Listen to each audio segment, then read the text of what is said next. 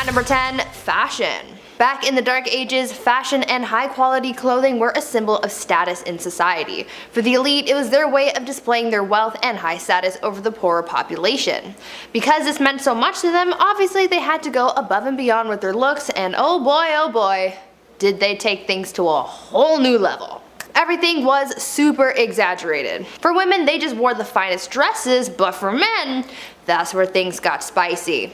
Male fashion was quite something. They would often wear dangerously short tunics with tights and belts to really snatch their waists, followed by the codpiece to really accentuate things down under, you know? But their shoes! Don't even get me started on their shoes. They wore some seriously pointy shoes, and to them, the longer and pointier, the better. Their elf-looking kicks were really what screamed, "I'm better than you" to the rest of the public. Some shoes were so long that they had to be reinforced with whalebone to keep their shape. These people looked pretty ridiculous, at least to our modern standards, but back then wearing pointy shoes and tunics with the codpiece was like the equivalent to wearing a full Gucci fit. At number 9, helmeted chickens. In the Dark Ages, peasants didn't really get the best food. The good stuff was more so saved for the members of the elite, and these people ate some good stuff. I mean, to us it's weird, but to them it was finger-licking good. Speaking of finger-licking good though, let me tell you about one of their weirdest foods, helmeted chicken. No, it wasn't a special chicken that was prepared with special ingredients or whatever. It was literally what the name is, a helmeted chicken, aka a chicken with a helmet on. I know, weird, right? This was a theatrical dish to say the least. It featured a regular old cooked chicken that was stitched to a pig like he was riding on its back, and to add a special little something something, the cooks would fashion a tiny helmet to make it look like a guard or knight for whatever lord or king that they were serving this bizarre dish to. This was a fan favorite because of how extravagant it was, but that trend sort of lived and died in the Dark Ages because you can't catch any chef doing something like that these days. Gordon Ramsay would have a fit over this one. Before I carry on telling you guys about all of the weird and crazy things that people did back in the Dark Ages, I would first like to ask you guys to leave a like on this video if you're enjoying it so far, and also consider subscribing as well to see more videos like this one. At number 8, beautiful death. Death was kind of a big deal in the Dark Ages. Sounds weird, but you also have to take into account the fact that the average life expectancy was only about 30 years old, so really, you didn't have long. Also, people back then were faced with some pretty harsh times like famine, cold, and of course the Black Death. Because they had to face death so early on and so often, the so-called art of dying came to be. The whole premise behind the art of dying revolved around dying a good Christian death. According to those who lived in the Dark Ages, your death had to be planned and peaceful. When someone was on their deathbed, they would concern themselves with accepting their fate without, quote, despair, disbelief, impatience, pride, or avarice, end quote. This art of dying thing was very popular amongst priests, and this actually led to a lot of painters at the time depicting people in holy professions as submissive to death and what was to come for them. At number 7, Feast of Fools. One of the more lively aspects of the Dark Ages was the many festivals and holidays that were celebrated. Though most of the population worked grueling hours for days on end, they often got breaks to hold celebrations. Most holidays and celebrations that were held were religious, but others were just silly and were designed for people to have fun, like the Feast of Fools, for example. The Feast of Fools was held in early January and was inspired by the pagan festival of Saturnalia. This was a pretty interesting festival because it involved swapping the highest respected officials with serving maids, and they became masters and were crowned kings of misrule. This festival first started as something confined to the church, but soon became a bigger affair with parades, comic performances, music, costumes, and even drag. These people really liked their festivals. Another pretty weird festival that they held was the Festival of the Ass, where a young girl carrying a child would ride on the back of a donkey into a church, and during the service, instead of saying amen, they would say hee-haw like a donkey. I know, bizarre, right? At number 6, soccer. These days, people regard soccer, or football, as a modern European sport, and though it is popular in these modern times, it turns out that the sport has been around a lot longer than you might think. Soccer was first played back in the Dark Ages, however, it is very different from the soccer that we know today. Back then, the sport didn't even really have a name, and there were no rules either. The only thing that people followed when playing the game was the objective of winning. Back then, you were allowed to win by any means necessary, besides deliberately offing people, of course. Back then, soccer became known as a pretty brutal sport. It was violent, chaotic, bloody, and sometimes even deadly. It involved an infinite amount of players, so it was really a free-for-all on the playing field. The sport was so intense that in 1314, King Edward II banned the game, decreeing, quote, "on pain of imprisonment, such games to be used in the cities in future," end quote. Glad things have changed since then, because FIFA would be really intense if it hadn't. At number 5, weddings. Marriage and weddings back in the Dark Ages were very different than they are today. Back then, because the average life expectancy was so low, people started getting married and having kids very young. Usually, girls would be married off as soon as they hit puberty, around the age of 12, and these marriages were not for love. Arranged marriages were the norm back then because it was mostly used to join families for status or for alliances. Marriage ceremonies were also very different back then. Because marriages just weren't as big of a deal back then as they are today, it didn't matter where you got married or how soon. Most people didn't need permission to get married, so they could hold the ceremony anywhere. Marriage ceremonies were held in places like pubs, in the middle of the street, or even in bed. Because of this, it made it really hard to know who was really married and to whom until the 12th century, when it was declared a holy sacrament that must be observed by God. To make things even weirder, the consummation of marriage was also pretty odd because it wasn't a private affair. The act of bedding wasn't seen as an intimate moment between the couple, but rather an investment in the union, so it was observed by witnesses. I am certainly glad things have changed. At number 4, jesters. You would think that being a court jester in the Dark Ages would have been a pretty bleak job, but you would actually be wrong. I mean, yeah, they looked funny with their outfits and hats modeled after the ears of a donkey, but jesters actually held a lot of power in court, making their job a pretty good one compared to other common folk. The court jester's job was to make people laugh by doing tricks, stunts, and telling jokes. Sometimes the jester would poke fun at the king or lord that they served, or would make comments about a kingdom's politics, and for a lot of people, saying these types of things would give them a one-way ticket to the gallows, but not the jester. Because of their profession, by royal decree, anything that they said was taken as a jest or a joke, so no one could get mad or offended at what the jester said or comments on. Basically, the jester was the one person in the court who was immune from medieval cancel culture. They could offend anyone they wanted to, and no one could stop them. At number 3, unicorns and Jesus. The thing about the Dark Ages is that it was full of superstition and mythology. Within this period of time, there was a lot of confusion when it came to religion, as paganism and the rise of Christianity were both hot topics. Many times, superstitions and mythology from paganism made its way into the religious beliefs of Christians, and things were known to get a little weird. Take, for example, the unicorn and how it was incorporated into the Christian beliefs of the Dark Ages. It is believed that a mistranslation of what is thought to have been an ox is what brought unicorns into Christianity. Because of this mistranslation, the Bible likened Jesus to a unicorn. Since it was in religious texts, people in the Dark Ages sort of just ran with it, and so they started incorporating the unicorn into many religious artworks. To further this whole unicorn thing, they made up a superstition that only innocent maidens were allowed to touch unicorns, and they even used the unicorn to come up with a rather uncomfortable allegory of Christ entering Mary's womb. This unicorn thing was also fueled by the Vikings at one point, as during the medieval age, Vikings were known to con people into buying narwhal tusks marketed as real unicorn horns. At number 2, divorce by combat. Back in the Dark Ages, if you wanted a divorce, you had to be willing to fight for it. Literally. In medieval Germany, couples would take to the ring to settle their disputes, and it was quite the showdown. Trial by combat was the common way of settling arguments back then, but when a husband and wife were fighting, things were a little more interesting than just having an all-out brawl. During these divorce by combat proceedings, the husband had to stand in a hole with his hands behind his back, while the wife ran around in a circle with a bag full of rocks. I don't really see how this settled anything, but who am I to question the methods of the Dark Ages? And finally, at number 1, animal court.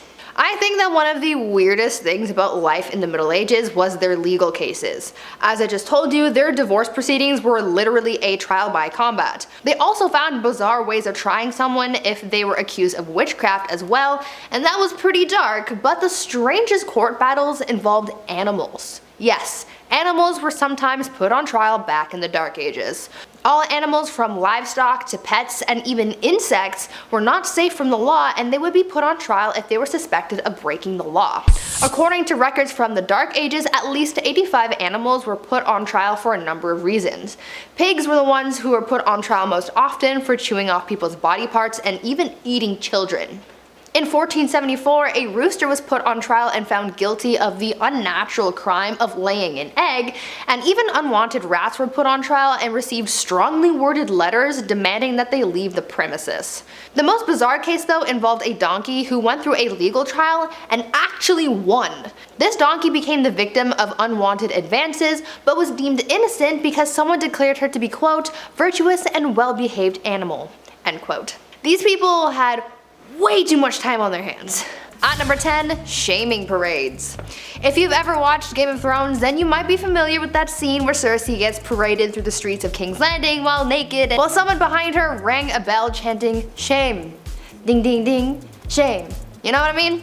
It's kind of a meme, but it's also based on a real medieval tradition called shaming parades. For years, people have loved shaming others. I think it's just human nature at this point. And obviously, back then, they didn't have any social media to use as their preferred method of ripping on someone, so they got creative. Very creative. Depending on what the accused did, their punishment would vary. But the one thing that stayed constant was them being paraded through the streets for everyone to watch. Specific punishments were given for specific crimes. For example, if a tavern owner served bad beer, then they would be paraded through the street and forced to drink their bad beer. If they were caught stealing a pig, then they would walk through the streets with a dead pig around their neck and a crown made of pig's feet. How regal.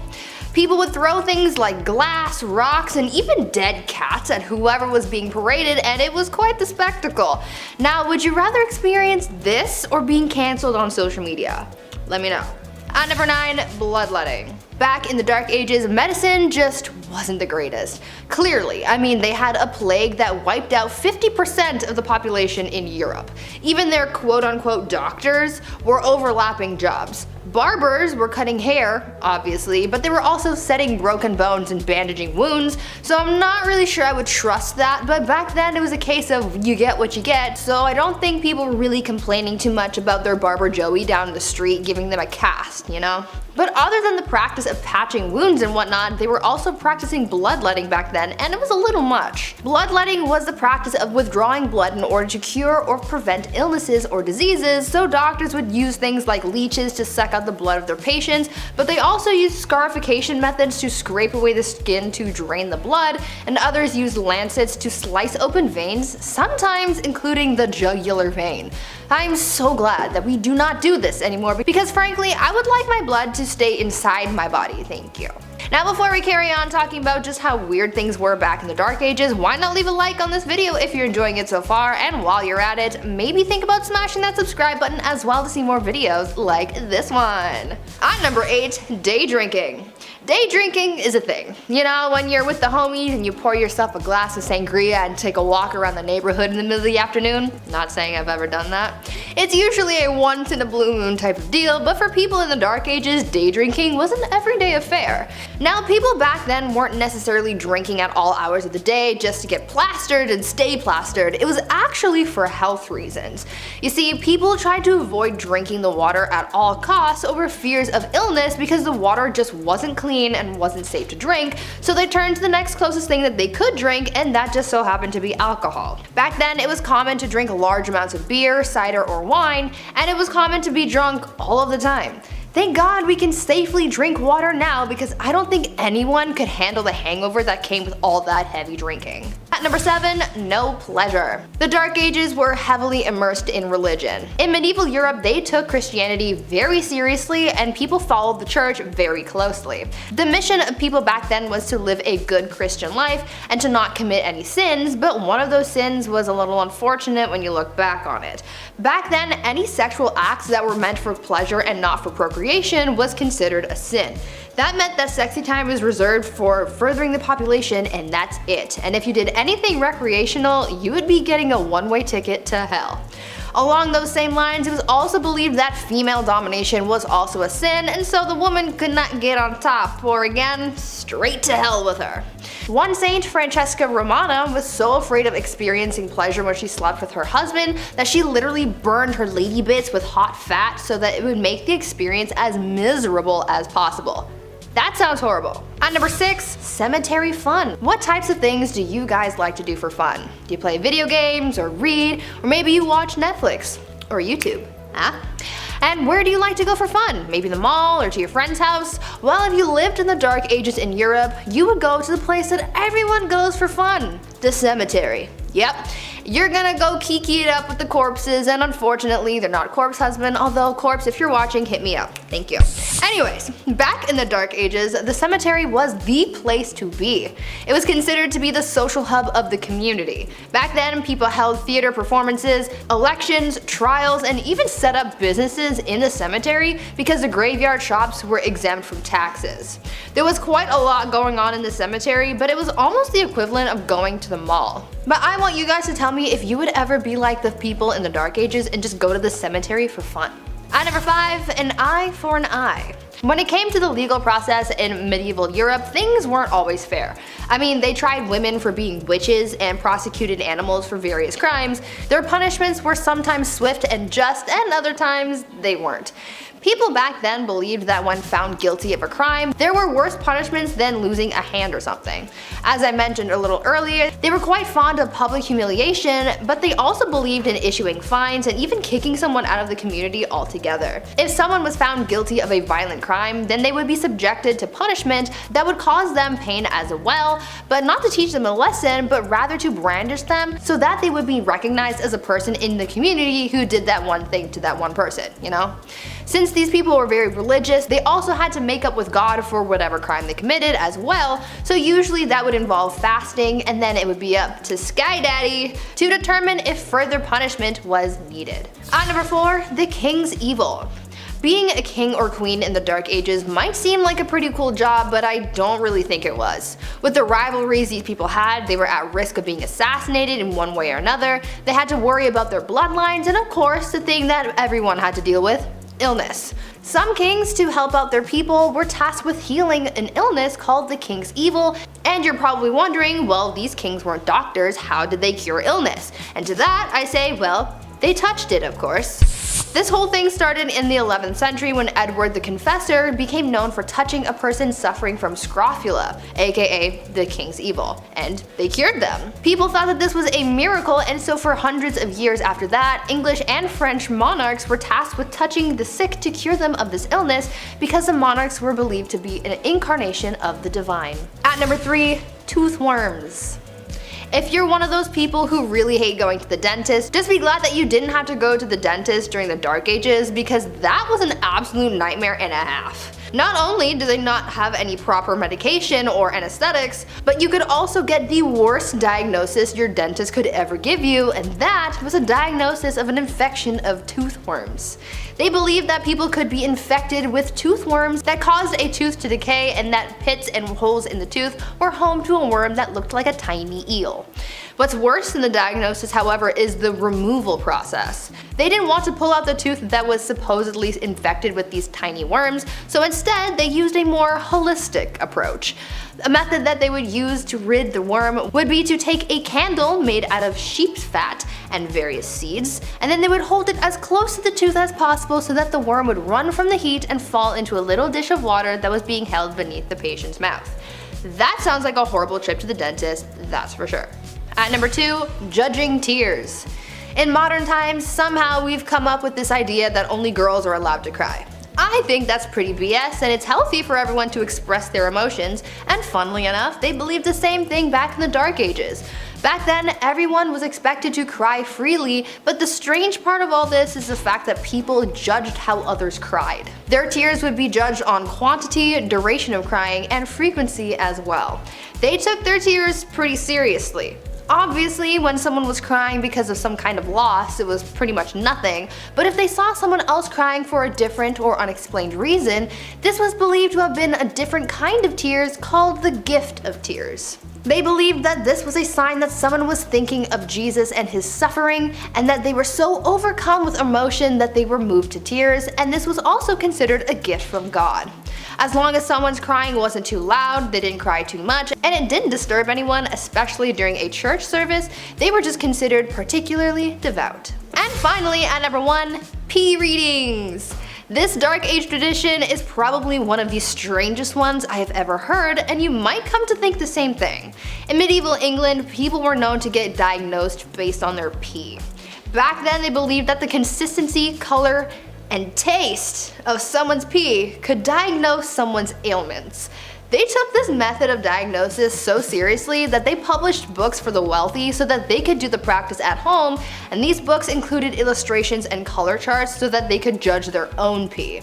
According to their text, if your pee was white, then it was the ideal color and that meant everything was working properly. If it was wine colored like blue or black, then that meant that something was very wrong. And if it was green, then you were basically on your last leg and you should probably get your will in order. Now, I'm not sure how accurate these readings actually were since medicine was basically non-existent back then, but they tried their best with what they had, I guess.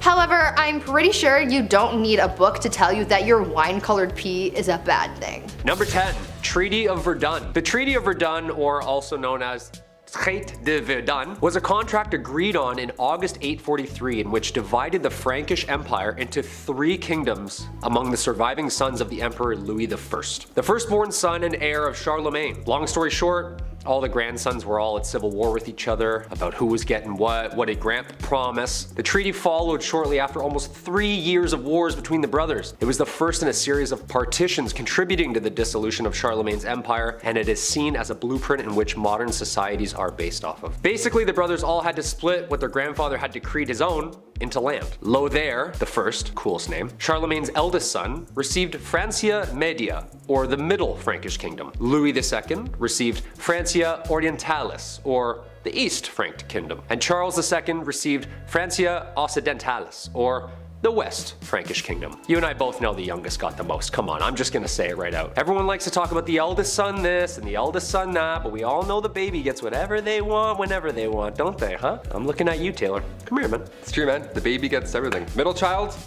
This guy didn't even exist growing up. Didn't hear from him. Number 9. Underground Castle. Big Chet and I are currently replaying Ocarina of Time, so in honor of Hyrule, I gotta include this medieval castle. It was once a residence during the reign of King Henry III. This castle was actually discovered recently underneath a prison yard back in 2015. The old prison castle, we love those. Shawshank Redemption 2, Medieval Edition. Super recent discovery. Archaeologists discovered walls of a castle underneath the basketball court in southwest England at a former prison. Yeah, dudes were shooting threes over top a kingdom and they had no idea. How amazing is that? This was the same castle that played part in the mid-1100s during England's Civil War. The castle actually fell later in the 1400s, and the prison was built on the grounds later in the 1700s until it closed its gates forever in 2013. And then we were shooting threes and then we discovered it, of course. If I was a ghost haunting these grounds, I would make every shot miss. Easily. I would just float near the net, tap the ball away, like, nice try. Back to prison. Number 8. Stonemasonry. So we all know about who wrote what and who translated what to what text and which language while writing what play, which was based on who. But who built all this stuff? When we think of the Dark Ages, we can't forget the megalithic Leviathan stones carved and molded together to create the enormous Gothic castles and cathedrals that are still standing to this day. How did people do it back then? Well, masons in medieval England were responsible for building. Masons were highly skilled craftsmen, and their trade was primarily used in the building of castles, churches, and cathedrals. There were 3 main classes of stonemasons. There was the apprentice, the journeyman, and the master mason. So what would a medieval construction site exactly look like? Well, of course, there's the master mason. He's usually the head and the overseer of the work, and he's the most skilled of the tradesmen. This is like the head honcho on site. We've all seen this guy walking around site. He's always angry, he's always yelling, "Hey, who's got the plans? You, give me those. What are these? Backwards, you idiot. I would have put the window down there." So how did they exactly chisel out all of these castles from one giant rock? Well, they didn't. The stone had to be quarried first. From quarrymen. These were not masons. Their job was to get the stone for the masons to work on out of the ground. Local stone was used first, but occasionally stone could travel vast distances, even from other countries. So I gotta drag that boulder there all the way to Scotland? Okay. Some of the most beautiful architecture ever created can be still seen across Europe. The amount of time and skill it took for these people to have designed, constructed, and chiseled such megalithic sites still baffles me. I'd be trying to read the plan still. Oh, that's north. I got the I got it. We're good. Number 7, apple bobbing. In a time where bodies were literally piling up on the side of the road, I can't believe we got apple bobbing out of the whole ordeal. That's crazy. It seems like ill timing, but it is the Dark Ages. What can you do? Apples historically have always been a symbol of importance. The Greek golden apple started the Trojan War. Snow White's poison apple was a symbol of importance in literature and all that good stuff from growing up. And in the Middle Ages, apples were viewed as a symbol of romance and fertility. These things have roots, pun intended, of course. In medieval times, bobbing for apples was flirty. It was their version of speed dating, dare I say. What happened was all the leftover apples from the big harvest were then put into a big bucket. Each apple had a villager's name on it, and then maidens would have 3 chances. 3 chances to grab that apple with their teeth. 3 chances to win a date with the English Tad Hamilton. What a weird time. Can you imagine if this was in Game of Thrones? Reek is just shivering for 2 seasons, bobbing for Ramsay's Bolton apples. We're like, medieval times were dark, holy sh**.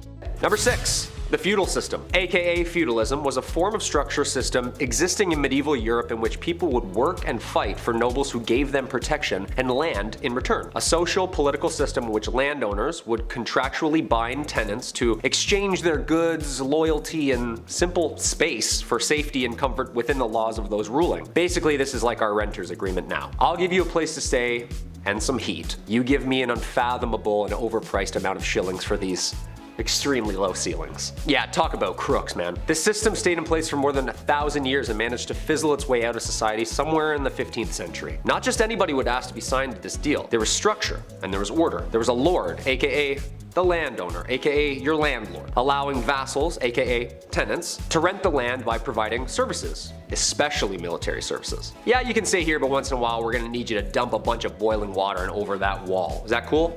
Yeah, you're fine with that. The plot of land, called a fief, was typically worked on by serfs who were laborers who had very few rights and were bound to the land itself. These are the lowest class of people, and they basically did any and all to stay safe on the lord's land. Jobs would include farming, jobs would include cleaning, and was a minimum of 3 days' work to maintain in good standing and remain stationary. Sure, there was no dental or mental health days, but come on, a 3-day work week? Plant a couple carrots here and there? It doesn't seem that bad. Number 5, fear the dead. With The Walking Dead on their 47th season, I think it's time to take a peek into zombie history, shall we? And find out where this grim idea really started. Well, it's certainly not a new one, I'll tell you that for free. As far back as the early 1300s, residents were buried in the village of Warren Percy, where archaeologists discovered them many moons later, and they discovered marks on their bones. Cuts, burn marks, you name it. Apparently this was all done after they had passed away.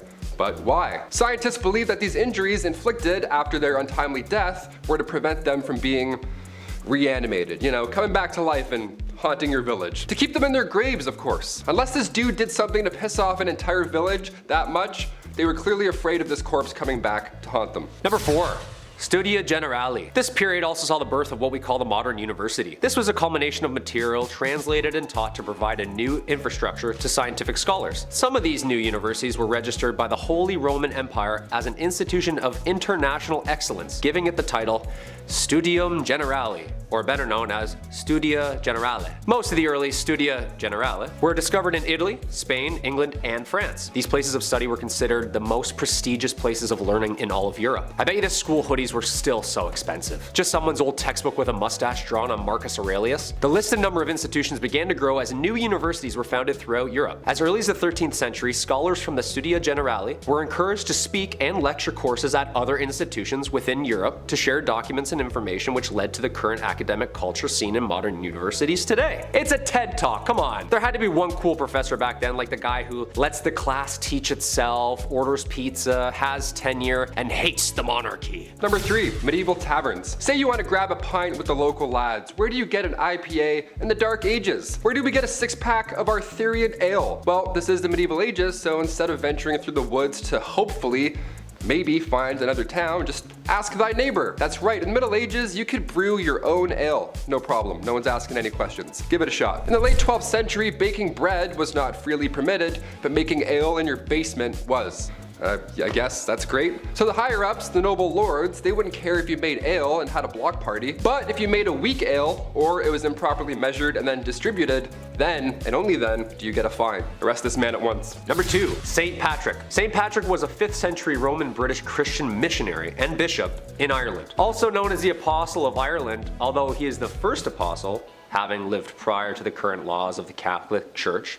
He is considered a saint in the Catholic Church and is regarded as the enlightener of Ireland. The dates of Patrick's life are not certain, but there is a consensus that he was active in Ireland during the 5th century, making his rounds as a missionary, speaking the good word of God. But let's get into what everyone talks about with this guy. The good stuff, like slamming a green Guinness or getting all the snakes out of Ireland. I mean, I love the structure and the faith and stuff, but also chasing every snake out of an entire country with a walking stick? Shoo! Shoo, you fool, you bleeding bleeder. Go! Go! Do you know how big Ireland is? St. Patrick's Day is on March 17th, the supposed date of his death in 461 AD. It is enjoyed inside and outside Ireland as a religious and cultural holiday and remains a celebration of Ireland itself. And finally, number 1, Dancing Plague. A medieval plague, but make it groovy. Yeah, let's start dancing. That's right, the Dancing Plague. This was a real danger back in 1518. I'll try not to laugh, but I'll try. This was perhaps one of the weirdest events in history. Fra Trafea was the first victim of said plague. She was moving her body around frantically, so much so that it resembled a dance or something, in the middle of the Holy Roman Empire. And as if that wasn't weird already, dozens of others began to join. And then more,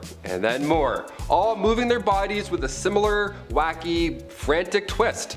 This was long before Chubby Checker came along, so we still have no idea what was going on here. Like, we're out of guesses at this point. This twist lasted for months. People were dropping on the spot. It was scary and confusing. In total, there were around 400 victims that fell to this mysterious illness. That's a lot of deaths. That's a lot of real deaths. This was documented in 16th century historical records, so I don't think the story is made up per se. No one would make this up. It's terrifying. A Catholic saint at the time, Saint Vitus, was believed to have the power to curse people with said dancing plague. What an amazing power also. Guy starts moonwalking away, you're like, beat it. Some suggest this was a cult, others believe they ate toxic rye. Who's to say for sure? Either way, we're all dancing. Number 10. The Doomsday Book, 1085. The Doomsday Book was created under William I, also known as William the Conqueror. Like, you're already the first, man. You don't need 2 names, come on. This guy basically drew up a book to document people's money so that he could tax them. Oh yeah, this is the very first time surveyors went town to town and recorded how much money you would owe for simply just doing you. Men would show up at your house asking how much money you made and document your spending habits. 5 shillings on groceries, huh? Okay. And 5 on that phone plan. Look, tax season's coming up, Arthur. It's not looking good, man. Talk about a bunch of crooks, huh? Imagine owing someone money for just trying to make an honest living. Yeah, thank God that didn't catch on, right guys? Oh, speaking of, I gotta phone H&R Block.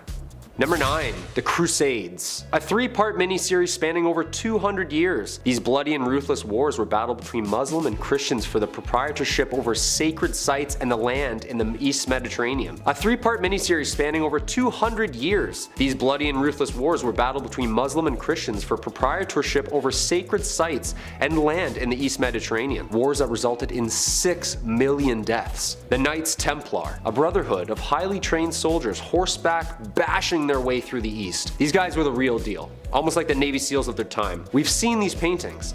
The elite fighting force with the red cross painted on their chests. I wonder if they had to do a Hell Week. These soldiers were the most trained and savage fighters in all the Christian armies. Richard I leading the 3rd and final crusade, earning him the name Richard the Lionheart. Back then the names were always something so aggressive and scary. It was never like Richard the Clownfish or Henry the Pygmy Goat. No, we need fear. Way more fear. Number 8. The Magna Carta. The year's 1215. We need some laws, people. This document was one of its kind. A document setting out the laws and limitations from the common man to King John himself. A legal system written down so that there are clear do's and don'ts. No free man shall be seized, imprisoned, dispossessed, outlawed, exiled, or ruined in any way, nor in any way proceeded against except by the lawful judgment of his peers, and the law of the land. Did you get all that? Write that down. Except women, they don't have laws. And they can't act in plays. Sometimes people needed to face the music. And even animals. Huh? That's right, animals. Being tried in a court. A lively and popular event trying any law-breaking animal from goats to pigs to even chickens. Ladies and gentlemen of the court, did you, Mr. Feathersworth, peck the floor, yes or no? Objection, Your Honor, leading the witness. My brain can't fathom this, guys. Number 7. The Battle of Bannockburn. This infamous battle between Scotland and England was one of the most important battles of the Middle Ages. The end of the bloody war for independence. Basically, Scotland was like, yeah, we're gonna go over here and and roll are ours. The gruesome wooden wars were caused by the English invading Scotland in 1296. A leader slowly rising the ranks, William Wallace, the guardian of the King of Scotland himself, holds off the English forces and is knighted a hero to Scotland. Unfortunately, like every hero back then, he was also hated. He was captured, hanged, drawn, and quartered. Like, why do you have to do all that after he dies? Like, he's dead. Not fun. The battles between Scotland and England ended in 1314 with Robert the Bruce securing Scotland's independence, adding like 45 more dialects to the UK. Freedom! Number 6, the Black Death. Ooh, talk about a curveball. The year's 1348. People are saying things like, don't let the bedbugs bite. Clearly not a very clean and safe time. The Black Death, aka pestilence, aka the Great Mortality, or simply known as the Plague. Single-handedly the worst pandemic ever recorded in history, wiping out somewhere between 70 to 200 million people. Ooh, now I get where bless you comes from. Someone sneezed back then and everyone's dead at 14. This is where we see those doctors in the terrifying bird outfits with the long noses stuffed with garlic and herbs. Excuse me? Yeah, he's not wearing the mask. I'm just trying to watch a cat publicly get skinned. Yeah, 6 feet please. Some doctors prescribed urinating on a person so that the bad smell would drive out the infection. Can you imagine? Just a doctor writing you up a script and go ahead and pee on yourself about 4 to 5 times a day. Take with food. Should be gone early next week. And just let me put my mask back on here before you leave. There you are. The plague started in Europe in October 1347 when 12 ships from the Black Sea docked at the Sicilian port of Messina. Most sailors aboard the ships were already dead, but those who were still alive were covered head to toe in black boils that oozed pus and blood. Ugh. Sometimes the Black Death included fever, chills, vomiting, diarrhea, temporary loss in motor skills, and then of course, death. Number 5, Joan of Arc. Finally, a woman in the Middle Ages. Who'da thunk? Joan of Arc was considered and still is revered the heroine of France for her role in the Siege of Orleans during France's 100-year war with England. Joan of Arc, a peasant with faith on her side, had believed that God had chosen her to lead France in victory against England and had spoken to her since she was young. At only age 17, she had stolen men's armors, a white horse, and like a Valkyrie riding into battle, she had convinced an entire army that she was appointed by God to win. And then did! That's the most badass thing I've ever heard in my entire life. After such a miraculous victory, her reputation spread among France, and upon her capture and death at 19, the Maid of Orleans herself would forever live on as one of the greatest saints and symbols of the country of France. Number 4, Henry V. Another war? All these people do is kill each other. Does anyone fish? Or golf? No one, huh? Just swords and heads, swords and heads. A history itself. This time, England beats France. King Henry V, Prince Hal himself, leans into his kingly duties, demolishing France in what Shakespeare would delve into years to come. The Battle of Agincourt is one of England's most celebrated victories and was one of the most important triumphs in the 100 Years' War. Then should the warlike Harry, like himself, assume the port of Mars, and at his heels, leashed in like hounds, should famine, sword, and fire crouch for employment. Henry V, prologue. Good stuff. How come these guys didn't just like rap battle or play soccer or something? Like, an arrow right through the chest is way worse than a red card, just saying. Hey, speaking of soccer. Number 3, mob football. I'm not talking about the mafia. Put 1,000 on Brady, would you? I'm talking about mob football, also known as folk football. It's just like our modern day soccer. Town versus town.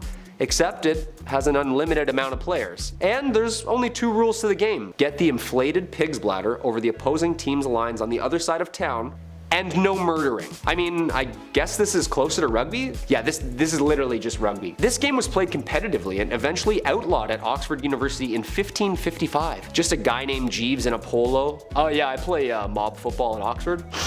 Yeah, I'm also in a frat. This game got so out of hand it was banned numerous times in England. There is great noise in the city caused by hustling over large balls from which many evils may arise which God forbid. We command and forbid on behalf of the king, on pain of imprisonment, such game to be used in the city of the future. Thankfully this game has calmed down over the years and now has become the most popular played and watched game across the world. Go Liverpool! Number 2, the printing press. The printing press is a machine that was designed for the mass printing of text text, mostly in form of books and newspapers. With an unknown date of origin, first invented in China, this machine designed in the 15th century by Johannes Gutenberg was a revolutionary new form of writing which would only change the direction of history with the mass production of uniform text. Long story short, people didn't have to get the world's worst wrist cramp writing Hamlet over and over again. To be, or not to be, 86 more folios? The alphabetical metal keys would be placed into the device and slammed into the paper, pressing ink upon the parchment. You know there's gotta be some books half written in purple ink because they just ran out of black. Come on, we've all been there. Ink's expensive. Number 1. William Shakespeare. The Bard himself, arguably the most influential writer of the English language. William Shakespeare was born in Stratford, England. One of the easiest ways we can look back into the dialogue and lifestyle used by the people living in the Middle Ages. This playwright documents the world in which he lives from 1564 to 1616. Due to Shakespeare's unbelievable talent for building and fabricating an array of diverse stories and characters via players, modern day is able to see the Middle Ages and the similarities and differences the people were experiencing. His plays are based in the environment that they were written in. He writes about diseases, he writes about monarchy, he writes about women's rights. Okay, so no one actually got turned into a donkey by some fairies in the woods, but some of those wars actually did happen, and some of those kings and queens were really twisted. How this man created so many brilliant works and stories, all part of the mystery. Number 10, playing football. Considering football, soccer for my fellow North Americans, is basically a religion in England, it's hard to imagine them ever having a world without it. But the football they played back in the day had far less rules and was a lot rougher on the players and the infrastructure. It could have an infinite number of players and could take part across an entire village. The goals were sometimes set miles apart, and the game would often be used to settle disputes. So soon, actual brawls of tumbling, angry bodies would muck about with each other. But hey, according to the rules, you had to do everything you could to win, so if that meant punching a guy out or destroying a fruit cart, that's what you did. It also wasn't strictly football, you could use any part of your body. But the game became so damaging that King Edward II had to put a ban on it. It was causing too much injury and property damage. He forbade the games and condemned any who disobeyed to imprisonment. You'd think he would have just forced people to play by safer rules, not ban it altogether, but oh well. It's back now! Number 9, outrageous men's fashion. I finally found the reason as to why men's fashion has plateaued at the suit thing. I sense a colorful change in the wind nowadays though, but the last time they went really outrageous, they ended up getting punished for it. Medieval Europe was one of the most colorful periods of men's fashion to date. Anglo-Saxon men wore tunics, trousers, leggings, and strappy leather shoes tied together with belts and girdles. Oh, but that's not all. Oh no, that's not all. Cod pieces were introduced later on. What is a cod piece, you ask? It was a piece of flair that men used to use to advertise their endowment, as it were. As you can suspect, they got quite big. As did their shoes. The longer the shoes, the richer you appeared, and the more pronounced the cod piece, well, I think you get the point. Men who wore pointed shoes had a higher social position, some shoes were longer, anyways. But from 1337 onwards, laws were passed to preserve decency. No one was to wear a tunic that did not cover their buttocks or genitals. Offenders were fined 20 shillings, which was around £700 today, or roughly $1,400 Canadian. Number 8, swans. This is actually a thing, and it has been since the 12th century England. It must be kind of weird just partly being born into the royal family, becoming queen and king, and being told, yes, you own all of England, and you own all of the swans. What? Yes, you have to attend the swan upping. What the heck is that? Well, since the 12th century, the English crown has owned all wild, mute swans in open water. Over time, they allowed other select individuals to have some swans. These privileged individuals had to mark their bird to distinguish them from royalty, a tradition which continues today. The queen only exercises the right over wild, unmarked swans near the Thames. The royal swan upping is when all of the swans on the River Thames are counted, checked for their marks, and then released. The royal swan marker is currently David Parker, and apparently it's one of the queen's favorite things to do. That's adorable. Number 7. Medieval masks. Now, to go with laws that make no sense, there are punishments that also make no sense. There is a sweet satisfaction in seeing someone with egg all over their face, I'll admit. Which is why people in the Middle Ages like to serve out punishments that dealt out a good deal of embarrassment. Which is why, for non-violent crimes, people went all out. One comical form of punishment was making criminals wear terrifying masks that were terrifying to look at. They were either paraded around town or placed in the stocks to frighten babies and passerbys. They also made crime-specific badges that you had to wear for the rest of your life. One such badge was a depiction of 2 huge red tongues, bigger than your hand, which indicated perjury. Good luck getting a date or a job with that one. Number 6. Scold's bridle. And around. With the theme of odd laws, we continue with some pretty weird punishments. This one also ties into a little one we're going to talk about later, see if you can guess. Don't scroll. The Scold's Bridle was a terrifying looking contraption that was built to punish women who ran their mouths. That's right, it was a crime as a woman to have an opinion, or to basically say anything anyone didn't like. They were largely designed to humiliate women who wore them, not to inflict any horrid pain, but there was a little bit. Just the shame though, that was the big thing. The bridles would be strapped onto the head with bits in the mouth like horses. The bits had spikes, so it did hurt a little, but this would prevent the wearer from speaking. They were expected to parade around in this medieval headwear for 12 hours so that they would learn their lesson. Number 5. Witchcraft. All the way back in 1542, the UK Parliament passed the Witchcraft Act, which condemned anyone who practiced the art to death. It was repealed 5 years later, then reinstated with flair in 1562, meaning they added more oomph to it. This led to many women being sentenced to gruesome interrogations, trials, and death punishments such as burning at the stake. How does one know that someone was a witch? Well, point 1, they look like one to you.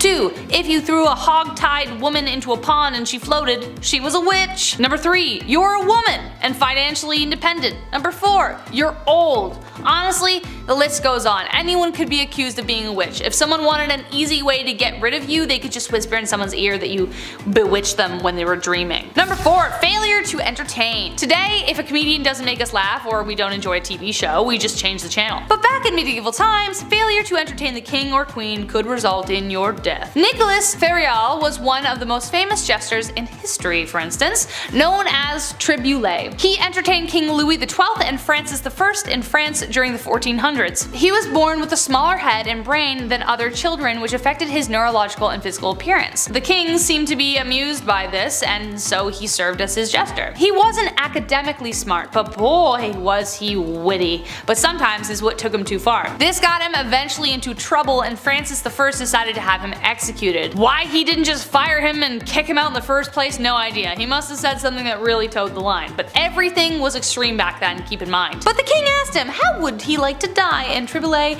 cleverly replied, old age. This broke the king's foul mood because damn, it was a good joke, and had him exiled from the realm instead.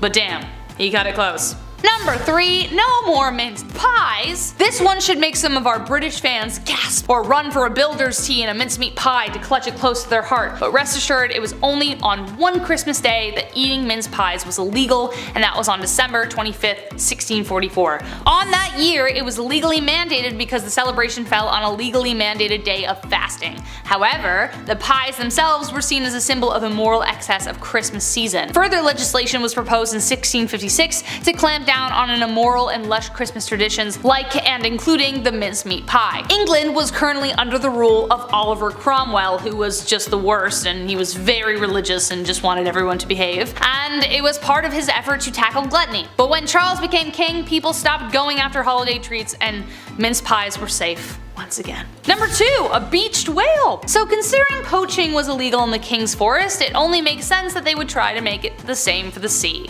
Back then, they really ate everything they could get their hands on, from lamprey to goose to porpoise and now whale. Whales were seen as a royal fish, and if one washed up on shore, they automatically became the property of the royals in charge. The law was passed by Edward II in 1324 because he just loved whales. He decreed that all whales, sturgeons, dolphins, and porpoises caught within 5K of shore were considered royal fish. Their meat and oil fetched a lot of money at the markets, and the rich liked to covet it for their own, so it was for selfish reasons that he made this rule. But funny enough, the law has never been repealed, and you need to ask Queen Liz for permission to sell it, though I doubt she'd say no. Number 1, animal trials. So it turns out that not only were humans punished if they did something illegal, it was also animals as well. In medieval times, apparently it was a regular thing to put animals on the stand. Everything from hogs, beetles, rats, mice, cockerels, you name it. Absolute craziness. In the 14th century, local people even prosecuted Spanish flies.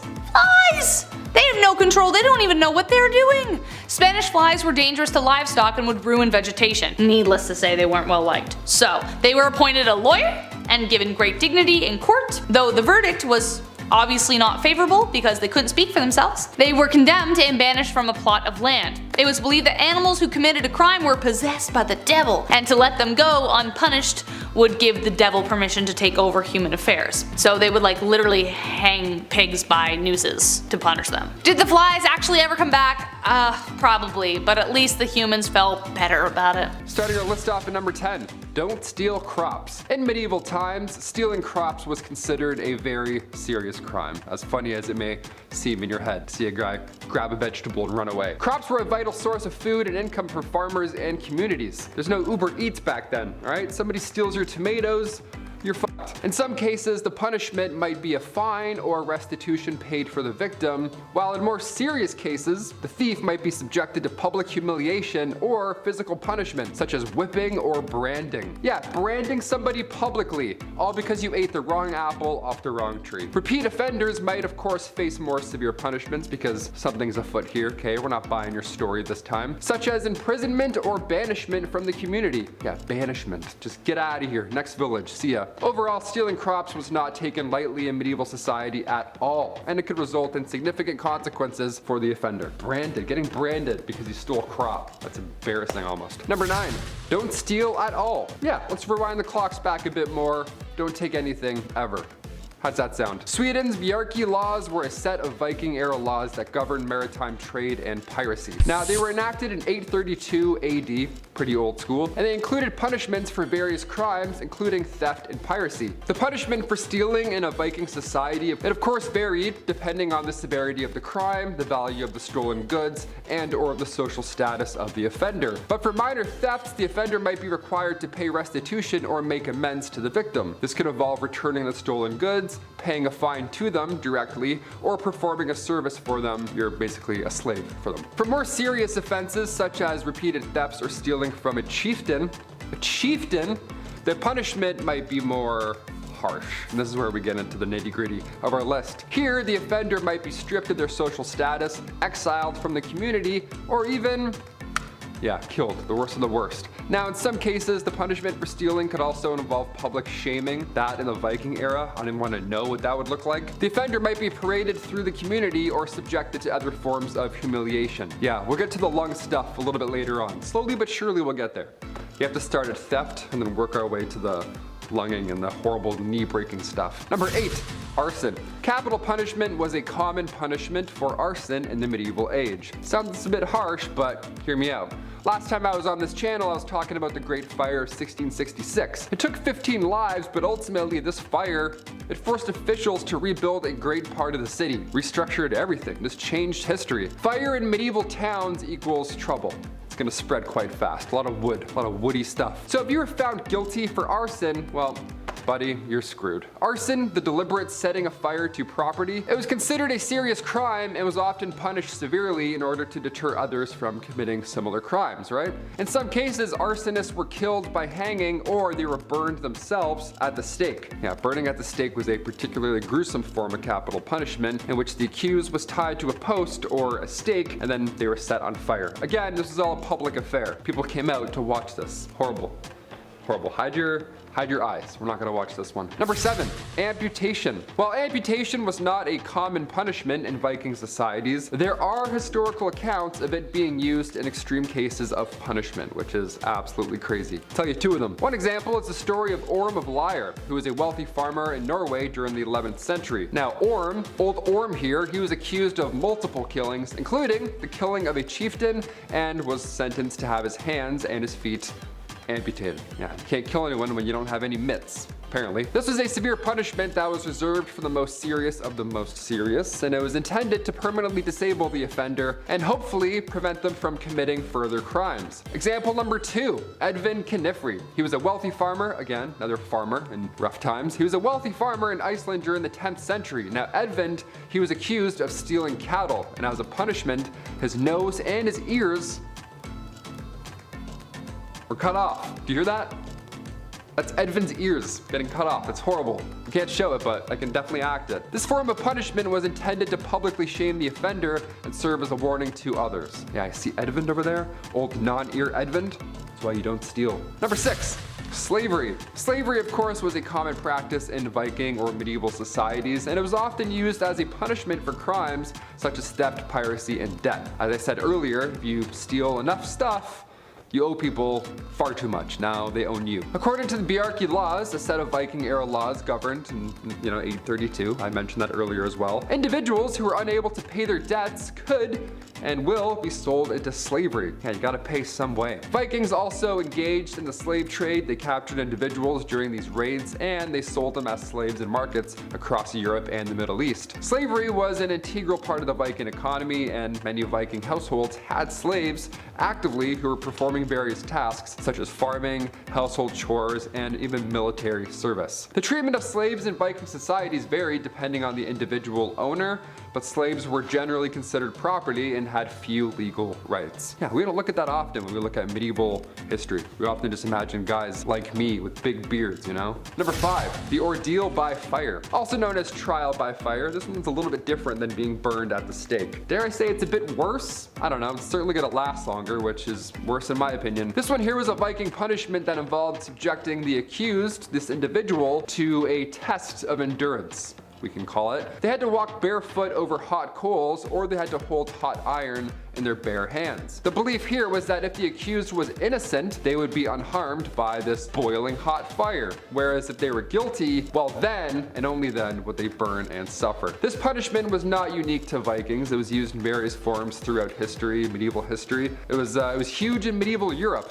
They loved that. They loved ordeal by fire, so that was a good time. Ancient India as well, they would perform such a task. However, there's some evidence to suggest that the Vikings may have used the ordeal by fire as a form of punishment and trial. For example, the Icelandic sagas, which are a collection of stories and history from medieval Iceland, they describe the use of ordeal by fire in legal proceedings, which, again, imagine being born in that era. Like, this is what you have to go and watch. I can't even watch UFC. I can't watch this guy burn. Are you kidding me? In one story, a woman was accused of adultery and then she was forced to walk barefoot over hot coals as part of her trial. Yeah, she emerged unharmed and was declared innocent, believe it or not. I choose not to believe that. I believe her feet were absolutely f***ed, but hey, who am I? Number 4, getting even. Taking another's life. Yeah, can't get much worse than that, can it? Nowadays, if you kill somebody, it's a bit different. Now you'll get out early with good behavior, and then Netflix will do 4 miniseries all about you. Yeah, nice. You get your own Netflix special. Love it. Back in the Bjarki laws in the medieval Viking era, taking another's life was considered one of the most serious crimes, and the punishment for doing so varied depending on the circumstances of the crime, but, well, it was all bad, wasn't it? Back then, if the killer was caught in the act, they could be killed, well, on the spot by the victim's family or by the community. Over in 14 minutes flat, everyone goes home. No trial, nothing. If the killer was caught after the fact, they were typically subjected to a fine known as a weregild, which was paid to the victim's family as compensation for the loss of their dearly loved one. And if the killer was unable to pay the fee, they could be subjected to other forms of punishment, including exile or even execution. Exile was brutal as well. You were declared an outlaw, then you were banished from Viking society with no legal protections or rights. This often led to you living in the wilderness, and that's terrifying, and that's lonely, and that lasts a while, and that's horrific. In some cases, the victim's family could also choose to enact vengeance on the murderer themselves rather than relying on the legal system. This could lead to a cycle of violence and revenge known as a blood feud that could last for generations. That's crazy. That sounds like it's something from a Batman comic. A cycle of revenge that could last generations? My god, let it go, Bruce. Number 3, treason. Treason was defined broadly, and it could include acts such as plotting against the king or queen, engaging in rebellion or insurrection, or providing aid to the enemy during wartime. Don't be a little snake, basically. Just don't do any of the above. The punishment for treason varied depending on the specific circumstances of the crime and which country it was committed. Now, this one's quite broad. You never know where you're gonna get, basically. In some cases, the punishment could be as bad as getting hanged or drawing and quartering, which, if you don't know, that would involve you being hung and then accused until nearly dead, and then disemboweling them and cutting off their limbs before displaying the body parts publicly as a warning to others. So it's the worst thing you've ever heard, pretty much. In other cases, the punishment for treason could include imprisonment, which is the most normal sounding thing on this list, banishment, or simply a fine. Yeah, here you go, I'm gonna write that for you. Don't do that again. In some cases, the accused might be given the opportunity to plea for mercy and be granted a lesser punishment. I would plea so hard. I'd be the most pleasant, hard-pleading peasant in all of the land. That would be over so quick, I would beg. The severity of the punishment for treason reflected the belief that the crime was a threat to the stability and security of the state, and you can't really fuck with that. Medieval society highly valued loyalty to the monarch and the state, and acts of treason were seen as a direct challenge to all of this loyalty. So as a result, treason was punished harshly in order to deter others from committing anything similar. Yeah, don't f with medieval times anywhere, anytime, anyone, at all. Period. Number 2, rats. In medieval times, rats were often seen as a symbol of disease and filth, and they were blamed for the spread of epidemics such as, you know, the Black Death, stuff like that. Gross little hairballs. As a result, rats were sometimes used in punishments in order to deter others from committing crimes because, well, they're disgusting. Nobody wants that to happen to them, right? One common punishment was to tie a rat to a person's body, place a metal bucket over top, heat up said bucket so the rat is then forced to burrow into the victim's flesh to escape.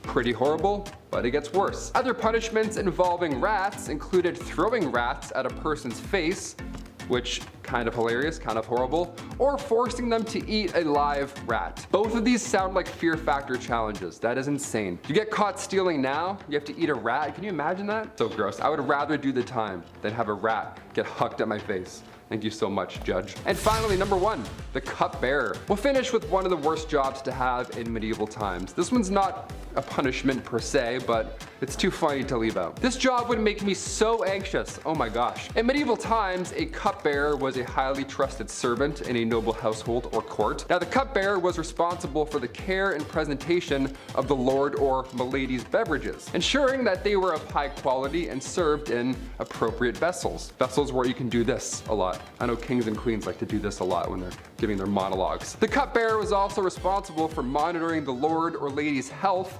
as their beverage could be laced with, you guessed it, poison. Yeah, gotta watch out for that, I hope. The cupbearer was often a position of great influence and power, as they, of course, had access to the lord or lady at all times, and could potentially use their position to manipulate history and gain favor with the ruling class. That would suck one day, wouldn't it? You take a sip and you're like, oh, that's actually poison. This one's my last shift. That really sucks. Didn't think that would happen today. Kicking off the list at number 10, boiling. Whenever I get in a bath that's too hot, I think of the medieval times. I can't help it. I can't believe this was once a real thing. I get chills thinking about it. Either water or oil would be used for this ancient punishment. To die by being boiled, that was reserved for those who poisoned others. So if you have any vials of poison, toss it. Don't do it, man. Trust me. In 1531, the time King Henry VIII was running the show, they made boiling a capital punishment. So poisoning somebody back then was equal to treason. Therefore, it was agreed you should be boiled slowly in front of like a room full of people.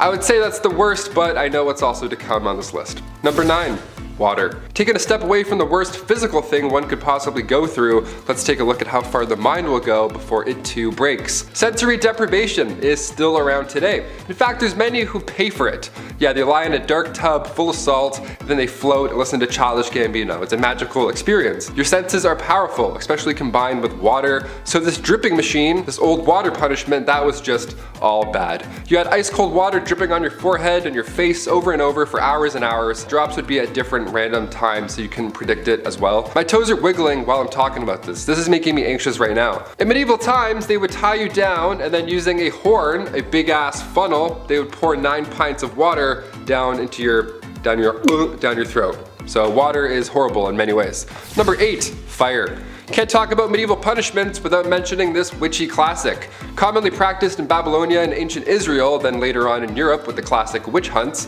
burning at the stake didn't come from churches, like many believe. They didn't call the shots there at all. That was mainly how small towns settled local beef. Yeah, by burning at the stake, instead of just like a fist fight at the park. Burning at the stake came in full swing way back in 1431 in France. French disbelievers like Joan of Arc, they were burned at the stake. It was crazy that they actually did this as a form of punishment. This is one of the worst medieval punishments, and believe me, there's a little bit of a silver lining here. It was quicker than most. Sometimes. Gunpowder was sometimes used so that the burning and stuff would be much faster and brighter and louder and much more horrible. A lot worse on paper, but a lot faster. So honestly, I think it's better. History is insane. Another red-hot punishment used in medieval times was when the accused had to hold a red-hot iron bar and then walk a few steps with it.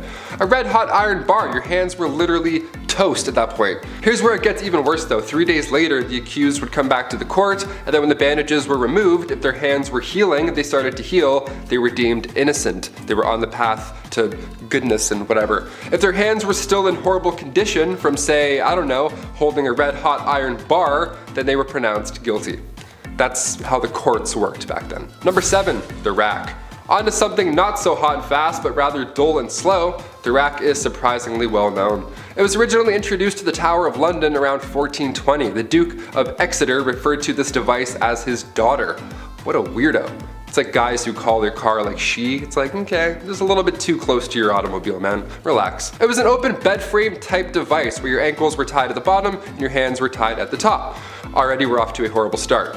It was horizontal as well, and sometimes it was up. It was all bad. They would just leave you hanging by these ropes, and these ropes were slowly tightened more and more, obviously causing some problems to muscles and joints that were, holding things in place. This was done to extract information. This is also one of the worst things I've heard. Even getting tickled like this would be horrible. I couldn't even imagine. I make jokes because I'm uncomfortable. Honestly, hit that thumbs up to spread some good vibes because we're not even halfway done, folks. Number 6, molten metal. This was another form of capital punishment, and if you've seen Game of Thrones, it'll ring a familiar bell.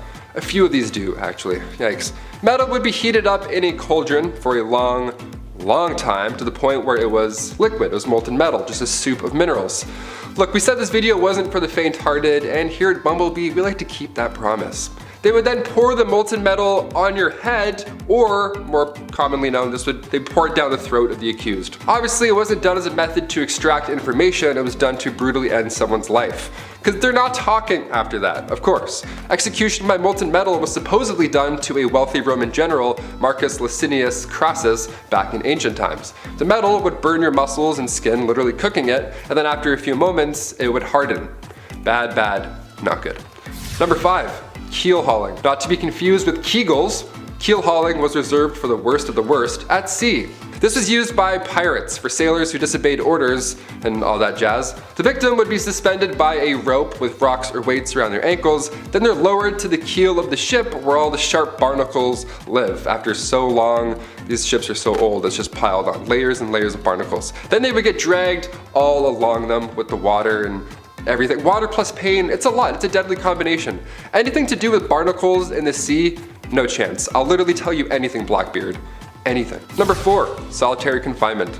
This is a kind of punishment that still exists in our modern society, but it can truly be one of the worst punishments out there because of the type of psychological distress that it causes. We were all just in a pandemic for so long. We got so bored and we had Netflix and iPads and whatevers. I can't even imagine this back in the day. Basically, it's a prisoner living in a single cell with little to no contact with anybody else. Not even like a guard or anything rattling keys like in the old times. It was just nothing. No one would even check on them. There are many stories about people being locked up for so long they forget about their families. And some people have gone away to solitary confinement for so long that once they're out, they just forget how to speak, really. They forget how to be a human and interact in the real world. Solitary confinement and the negative effects that it has on a person is becoming a wider topic of conversation because of the effects on a person's mental well-being, and it's a topic for a lot of human rights organizations. Back in medieval times, solitary confinement was literally just a room made of stones. It was pitch black, freezing cold, you were tucked away below some janky castle, and most of the time you weren't really alone. In the dark, nibbling away at your little piggies were,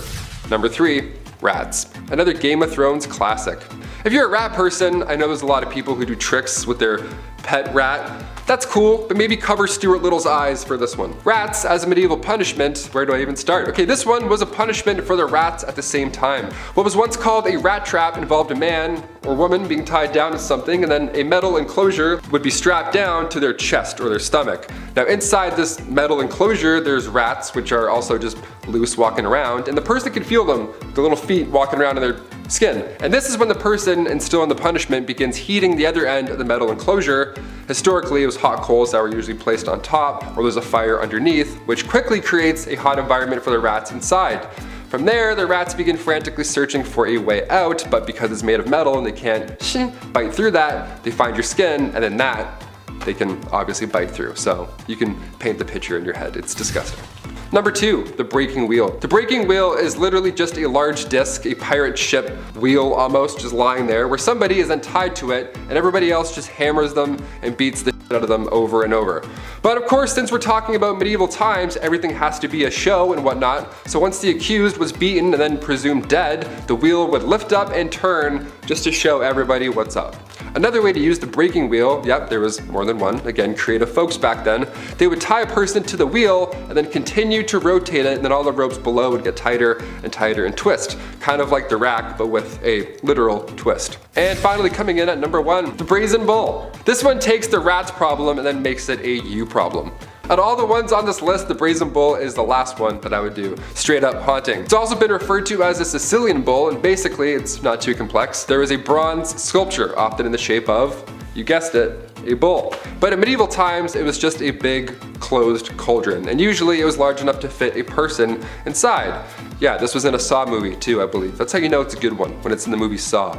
So once the person was locked inside or it was leaned over so they couldn't get out, a fire would then be set underneath this bull, and then you can probably figure out the rest in your head. They would even engineer the bull so that when somebody screamed, it sounded like a bull's roar. How fun is that? How fun is history? I'm learning so much about history that's fun on BumbleBee. At number 10, baby night. I know that when someone asks a little kid what they want to be when they grow up, some of them might respond with saying something like a princess or a cowboy or a knight, but back in the medieval age, kids were really becoming knights, not just when they grew up. Knights started training when they were between the ages of 7 and 10, so their childhoods were pretty short-lived. In this day and age, kids that age are starting elementary school and are still too short to ride most rides at the theme park, but back in the day, they were being trained to go off to war. Sounds like a pretty sucky situation, but it gets even worse when you realize that most of these young knights didn't even get a choice in the matter. Parents back then controlled what their kids' futures were going to look like, and there was nothing that their kids could do or say about it, so if they were to be trained as a knight and go off to war, that's exactly what was going to happen. At number 9, squires. Now, even though kids as young as 7 years old would be shipped off to train as a knight, luckily no one was going to send these kids out into battle just yet. Before they could even think about seeing the battlefield, they had to go through training. First, they started off as pages. The pages mostly did menial tasks like working in the stables and serving food to the knights, but they also learned to ride horses and use a sword. A few years later, when they were about 14 years old, they would graduate to become a squire, where they were assigned to a specific knight, sort of like an assistant. The squire would do some pretty menial tasks for their assigned knight, and they would clean and polish the knight's armor and sword, tend to the knight's horse, and help the knight get into their armor for battle. Most squires got through these tasks with the dream that one day they would become a knight themselves and have a squire of their own, but unfortunately in some cases, some squires never became knights, and they stayed a squire even past the age of 18, when most squires would become knights. Seems a little unfair to me, but I guess in that case you wouldn't be burdened with the knowledge that you could die on the battlefield, since you would never make it there. Before we continue learning about medieval knights and how messed up their lives were, why not consider leaving a like on this video if you're enjoying it so far, and maybe also consider smashing that subscribe button as well to see more videos like this one. At number 8, training. When you picture what it would look like to see squires training, what do you imagine? Do you picture kids fighting with wooden swords or practicing how to put on armor? Well, you can put that out of your mind, because that image is more sunshine and rainbows than what actually went on, because training to be a knight was a very grueling process. When a page graduated to become a squire, they then had to master the 7 points of agility. The 7 points of agility were sort of like sports that would help the squires become good knights. They had to master shooting, fencing, wrestling, riding horses, swimming and diving, climbing, long jumping, and tournament sports like jousting and dancing. Yes, that is more than 7, but let's just agree that medieval math was flawed and not think about it too hard.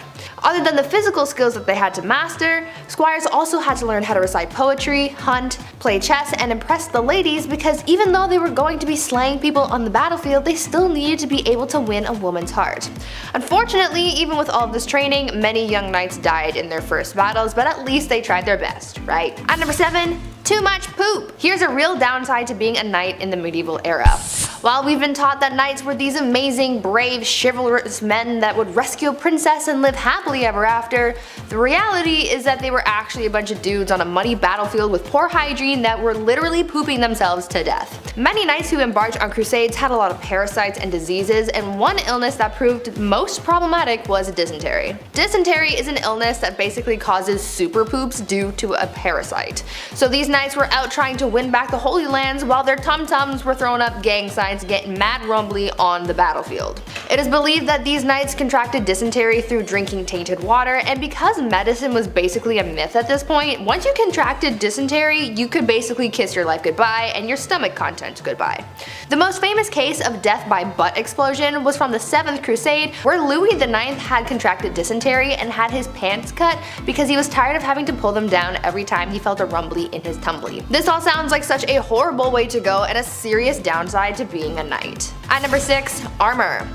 We all have a pretty good idea of what knights looked like, right? The shiny metal armor, the chainmail and helmet. Well, as cool as they may have looked, the armor that knights wore was actually pretty impractical when it came to agility, because there was just no way you could move very easily when wearing it. These knights had to carry around a lot of weight. Hollywood made us believe that swords that knights used were incredibly heavy, but in reality they only weighed about 3 to 5 pounds. Yeah, they were pretty hefty, but nowhere near the kind of weight that knights were carrying on their bodies because of their armor. The average medieval suit of armor weighed between 45 and 55 pounds, and just the helmet alone weighed 4 to 8 pounds. Knights on the battlefield had to worry about fighting, staying alive, and carrying an extra 45 pounds on them, but knights who jousted had it even worse because their armor was known to weigh twice as much as battle armor. These knights had to be very strong in order to carry that around, otherwise they would have collapsed under the weight of their gear when they got too tired to keep going. At number 5, always in danger. When knights weren't out in some kind of battlefield, they didn't just get to sit around doing nothing waiting for the next battle. They were still knights and people loved them, so they had to entertain people through tournaments. This wasn't your average tournament like when you went to medieval times as a kid, because this was way bloodier and safety was not really much of a priority. It wasn't as dangerous as going off to battle, but there was still a risk that knights had to take, and sometimes it ended fatally. Tournaments would normally involve 2 different events, melee and jousting. We all know what jousting is though, right? It's where 2 knights on horseback charge at each other with lances, trying to knock their opponent off their horse. This sport injured and even killed people in the past. In 1559, the King of France, Henry II, was killed during a jousting tournament because his opponent's lance broke apart and sent splinters into his eyes and brain. These tournaments were meant for fun and games and entertainment, but they often ended in bloodshed in some way, so these knights always had to risk their lives even when they weren't in an active fight. At number 4, fired. As with any kind of job, medieval knights could get fired. These days, if you get fired, you just have to find another job to fall back on, but for knights they had it much worse. Knights served their kings, and so if they did anything that went against their monarch, or if they did something that the king didn't like, they could essentially be fired from being a knight, since the king is the one who made them one in the first place. What the king giveth, he could taketh away, pretty much. When a knight was fired, the king would start by hacking off the knight's spurs, then they would break their sword, then they would burn the knight's coat of arms, and hang their shield upside down for the entire kingdom to see, because these people really liked public humiliation. And if you thought that was enough, just you wait, because on top of the spurs and the sword and the shield, they would also execute the knight for good measure, so really, you never ever want to get fired back then, because it would really end badly for you. At number 3, burial. For medieval knights, dying was just part of the job. When someone became a knight, they knew that this was a risk that they were going to have to take. And for some knights, they worried about where they would be buried because it had to be in the right spot, otherwise they wouldn't go to heaven. When a knight died in battle, their body had to be buried in the right kind of dirt, and that was the consecrated dirt of a church graveyard. To solve this problem for young knights, when they were knighted, they would also be given a burial plot in a church graveyard, so they knew that they were guaranteed a spot in heaven when they died.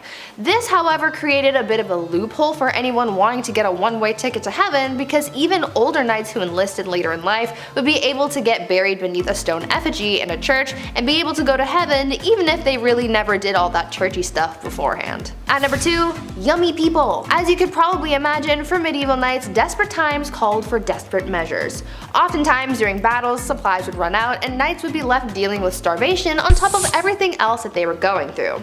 This proved to be a huge problem during the Crusades because after supplies and food started to run out, people got desperate and started seeing other people as snacks, if you know what I mean. Some of the poorest crusaders resorted to eating people to get them through their journey to take back the Holy Lands, and as you can imagine, it was a pretty gory sight to see. Knights back then recalled seeing enemy forces on spits and dismembered people just laying around in plain view.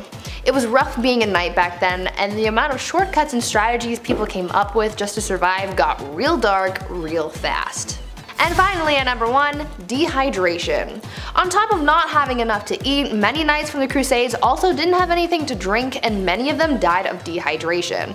Dehydration was especially deadly during heat waves. At one point, things got so bad for knights embarking on their holy war that 500 knights died of dehydration in just one summer back in 1097. Since it was such a terrible way to go, people started weaponizing dehydration, so to speak. This happened when the Sultan Saladin lured the enemy forces away from their water source and set fire to the grass around the enemy troops, causing them to overheat. Because they couldn't drink anything and because of the intense heat, the troops got too weak to fight back and then they were defeated by Saladin. The elements were so intense that these knights really had it bad. Weaponizing dehydration, that is a super messed up thing to do, but back then, people were ruthless. Number 10. Pressure to perform. In the Middle Ages, either partner in a marriage was entitled to coitus with their partners under any circumstances. It was called the marriage rite. This went both ways, and unless you were passionately in love with your partner and straight, this could be a nightmare. It was so sacred you could even get it on in a church and the priest would be like, "Yep, go for it."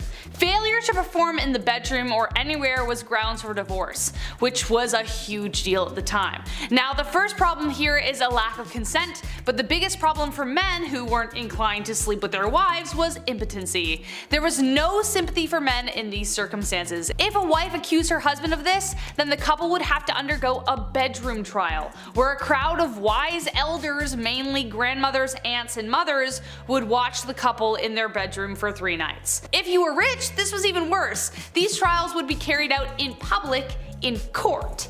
Yeah, that's right. The wife had to prove that the husband couldn't get it up in court. Now he could call on women of the night to prove his prowess, if he was so inclined, but if it was proven that he couldn't, then the couple would be divorced. But the bottom line, the main point of marriage was to have children, and if there weren't any, then this failure was placed heavily on the man. Number 9, beastly justice. I figured I would put a lighthearted one on this list. This actually made me laugh while I was researching it. Beastly justice was when animals had to go to court. They were also put on trial, like a full trial. It's wild to look back at a knight and the things they had to do for their kings and queens, but the fact that they also had to get up early and attend these courts, royal courts, where a wild animal was taking the stand. And it actually happened in history. This would happen after an animal runs through town. It would attack people, being confused and all, as most animals are, but the townsfolk would actually believe that the devil was involved in this animal's scheme. Like these animals worked for Big Red himself. In 1457, villagers in France had to deal with 6 pigs who ran wild and attacked locals. They did a lot of damage, so instead of just putting the animals down or setting them free, away from your town, they took them to a real trial. There was a judge, a couple prosecutors, 8 witnesses, a defense attorney for the pigs, which I gotta say, we should do a list just on that person alone. What a weird job. These pigs were hung from a gallows tree. A knight had to formally hang pigs after a trial was concluded. The 1400s were a wild time. Your Honor, due to my client being a pig, Number 8, a tanner. Even for a medieval peasant who never washed or cleaned themselves and literally lived in filth, this was a dirty job. Women were more commonly found in household chores or as milkmaids, barmaids, weavers, artisans, and tenant farmers. This job may have fallen mostly to men, and it was a rough one. I'll tell you. Men would rather go to war than do this job. You had to get skins from a butcher, along with the grime that covered it, which was mostly manure and blood. Then you had to trim the skins and get rid of all the hair. To do this, they had to let the hair follicles rot by sprinkling it with urine or soak it in a wood, ash, and lime solution. Can you tell which one was cheaper? Then they'd scrape off the hair and any skin before washing it again in pigeon droppings or dog poo to remove the lime and make it softer and more flexible. Or the craftsman might use fermented barley or rye with stale beer or urine, again, as an additive. This could take up to 3 months. 3 months, plus longer as there was more rinsing and stretching until it could be used. Leather was a crucial resource, so though dirty, it was a really necessary job, but oh my god. No thank you. Number 7, being a knight. Being a knight, obviously it sounds cool. They have the sword, they have the horse, the flowing hair, they're saving the damsel in distress, all that jazz that you picture in your head. It actually sucked being a knight, a lot. First of all, chainmail. You know how heavy chainmail is alone? It's like 55 pounds, and that was underneath all of your armor. No way I could climb up on a horse wearing armor or chainmail. My knees would buckle. No thank you. Being a knight is something that starts when you're 7 years old as well. You would be given to a noble to learn for 7 years, and then at age 14, you would become a squire. A knight's intern. Not an ideal job to have when you're 14, but okay. But if you stick it out for just 7 more years, then you become a knight. And then you can get your chest blown off jousting. Neat. All that time just to get rocked by another bigger dude on a bigger horse. No, just no for me. Number 6, death by anything, but mostly violence. Life in medieval times was considered basically brutal and short. If it wasn't the plague, it was a cold. If it wasn't disease, it was the weather. If it wasn't the weather, it was famine. If it wasn't famine, it was violence everywhere else. It was a damn miracle if you survived childhood. If you had to pick any other time in history to live, like you couldn't live in this one. Taylor asked me this earlier and I had a response, but it definitely wasn't this time. Literally block this time period from your mind. Between 1330 to 1479, men could expect to die 9 years sooner than their female counterparts. The reason was violence against men by other men. But the biggest factor that made especially men's lives so short was the violence, as I mentioned. Think about it. It was men who were often called to war with only their farming tools, or if they were proper soldiers they would have had more, but they were called off to do jobs that literally required them to kill or be killed. Homicide levels in medieval England were around 10 times higher than they are today. This isn't to say at all that women were excluded from this, they were mostly the victims of this violence, but there was a culture around men that expected them to take part in violence to the extreme. From drunken brawls, to duels, to playful sword fights gone wrong, torment, there was a lot going on. Male gangs were responsible for most of the mayhem as they were bolstered with the need to prove themselves. But also, if you were about to get mugged in an alleyway and somebody wanted to fight you, which was very likely because everyone was on edge, it was good to have backup. Number 5, rat catcher. As the name hints towards, rat catchers are one of the worst jobs you can have in and around a castle. It's an important role, of course, like being a fool or a literal walking, talking toilet, which I'll get into later, but there needs to be a chasseur de rats. Chasseur de rats. I'm just gonna start calling myself that. Back in those times, rats and mice were the leading source of spreading disease. They didn't have city buses or, people walking around throwing bottles, and with these castles being big and dark, they were probably full of rats. Black rats were a common household problem, yuck, so in comes the well-respected rat catcher. These guys would sometimes try and use spells to get rid of rats. Wouldn't work really too well, but more often than not, that didn't work, so poison powders were the main trick of the trade. The most famous you probably heard of is the Pied Piper. He visited Germany, he arrived in this small town, and rumor has it this guy used a flute to drive all the rats just into the river. He does a musical performance and then exterminates all of your pests. If anything, he should be getting a bonus, but rather the town insists they weren't even gonna pay him, so he used his flute to make everybody just go away and leave the town forever. What an OG. He's like, you don't wanna pay me? No sweat. Number 4, the Crusades. Just imagine this. Thick, heavy metal armor reflecting the heat from the sun back against you as you chug along the desert. Despite being in the Holy Land, this certainly sounds like hell. As I mentioned earlier, men were expected to go to war when called, even if they had no training or skill and maybe knew how to use a toothpick but had no idea what a sword was. For many, it was a death sentence, and the first Crusades were particularly brutal because you weren't only being called to war because of, honor, but you were being called to war because it was a religious thing. Getting there was awful in the first place, you might not even make the voyage. Then marches through the desert were long and hot, with soldiers constantly at odds with starvation, dehydration, disease, infection, the elements, and then of course a spontaneous attack from the enemy. So like you're exhausted and all of a sudden you have to be like fighting somebody to save your life. There are even stories of some of them boiling shoe leather to eat it because they had nothing else. And after what we know of tanning, many crusaders justified their suffering as a part of the spiritual journey, so if you did fall ill to disease, you were just kinda left by the side of the road to die alone. Number 3, groom of the stool. Nowadays, assistants grab your coffee for you, maybe they answer some phone calls, keep the business running while you're off doing your other business stuff. Assistants are vital. The groom of the stool was quite vital when it came to the king. Created by King Henry VIII, the role was to assist the king's bowel movements. Yeah, you had just a box with you that you carried at all times, little opening lid, smelled horrible, and you would literally follow the king until he needed to use you. Yeah, porta potties weren't a thing, and there's no way you're going to catch a king in the woods. In fact, you won't even catch a king wiping his own behind. That was also reserved for the groom of the stool. Lucky you. And this stool, you would have water, towels, a wash bowl, the whole setup, and you're probably thinking, Taylor, which poor soul had to be stuck with this role? What must you have done to deserve such a punishment?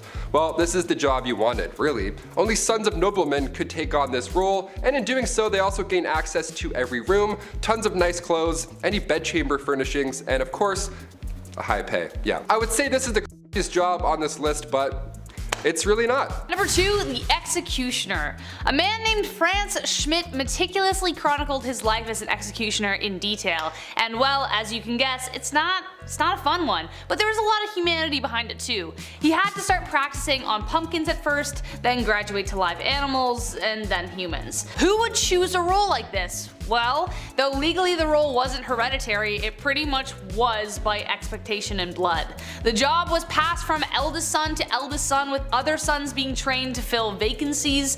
Daughters of executioners married sons of executioners, so the position would continue. As most people saw this as a pretty undesirable profession, it was difficult to keep anyone at their posts, so the job fell to the men who inherited the axe, as it were. So not legally, but it was. This cycle of executioners created something called executioner dynasties across Europe.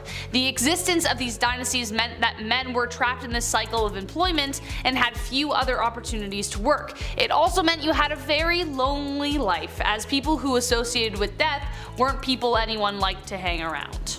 And number 1, the gong farmer. The gong farmer, of course we had to end on this one, as it's definitely the most crappy of the list. Medieval washrooms are just horrible. They're not really a thing. They didn't have the sanitation techniques that we have today. Stuff would often pile up within the castle walls, and over time it would smell worse and worse. You can only imagine. The rat trapper would be around this area too, I'm assuming. So maybe they would see each other and fist bump and be like, hey, our jobs suck, nice, let's do it, get that bread. So these respected gong farmers, they would come in and take the bad stuff away from the castle. They were crap commuters, essentially. These cesspits were usually in the bottom of the castle, the lowest level, because you know how gravity and things work. These guys would go in and dig through years of yuck, piles of it, just moving all day long back and forth out of the castle. They too were paid well, really well obviously, but a lot of these gong farmers got sick. A good number of them just wouldn't come out of those pits. Pretty horrible, right? And on top of that, people didn't like talking to them. Their job wasn't cool like the guy who takes heads. Head and shoulders also didn't exist back then. They didn't smell the best. They were often just kind of and they cross the street. It was sad. It was all bad. Hashtag all bad. Kicking off the list at number 10, together at last. Remember when you were a kid and your mom would bump into their friend at the grocery store? That was the worst. While they caught up for what seemed like hours, you were bored out of your mind just staring at like bags of rice and cleaning detergent.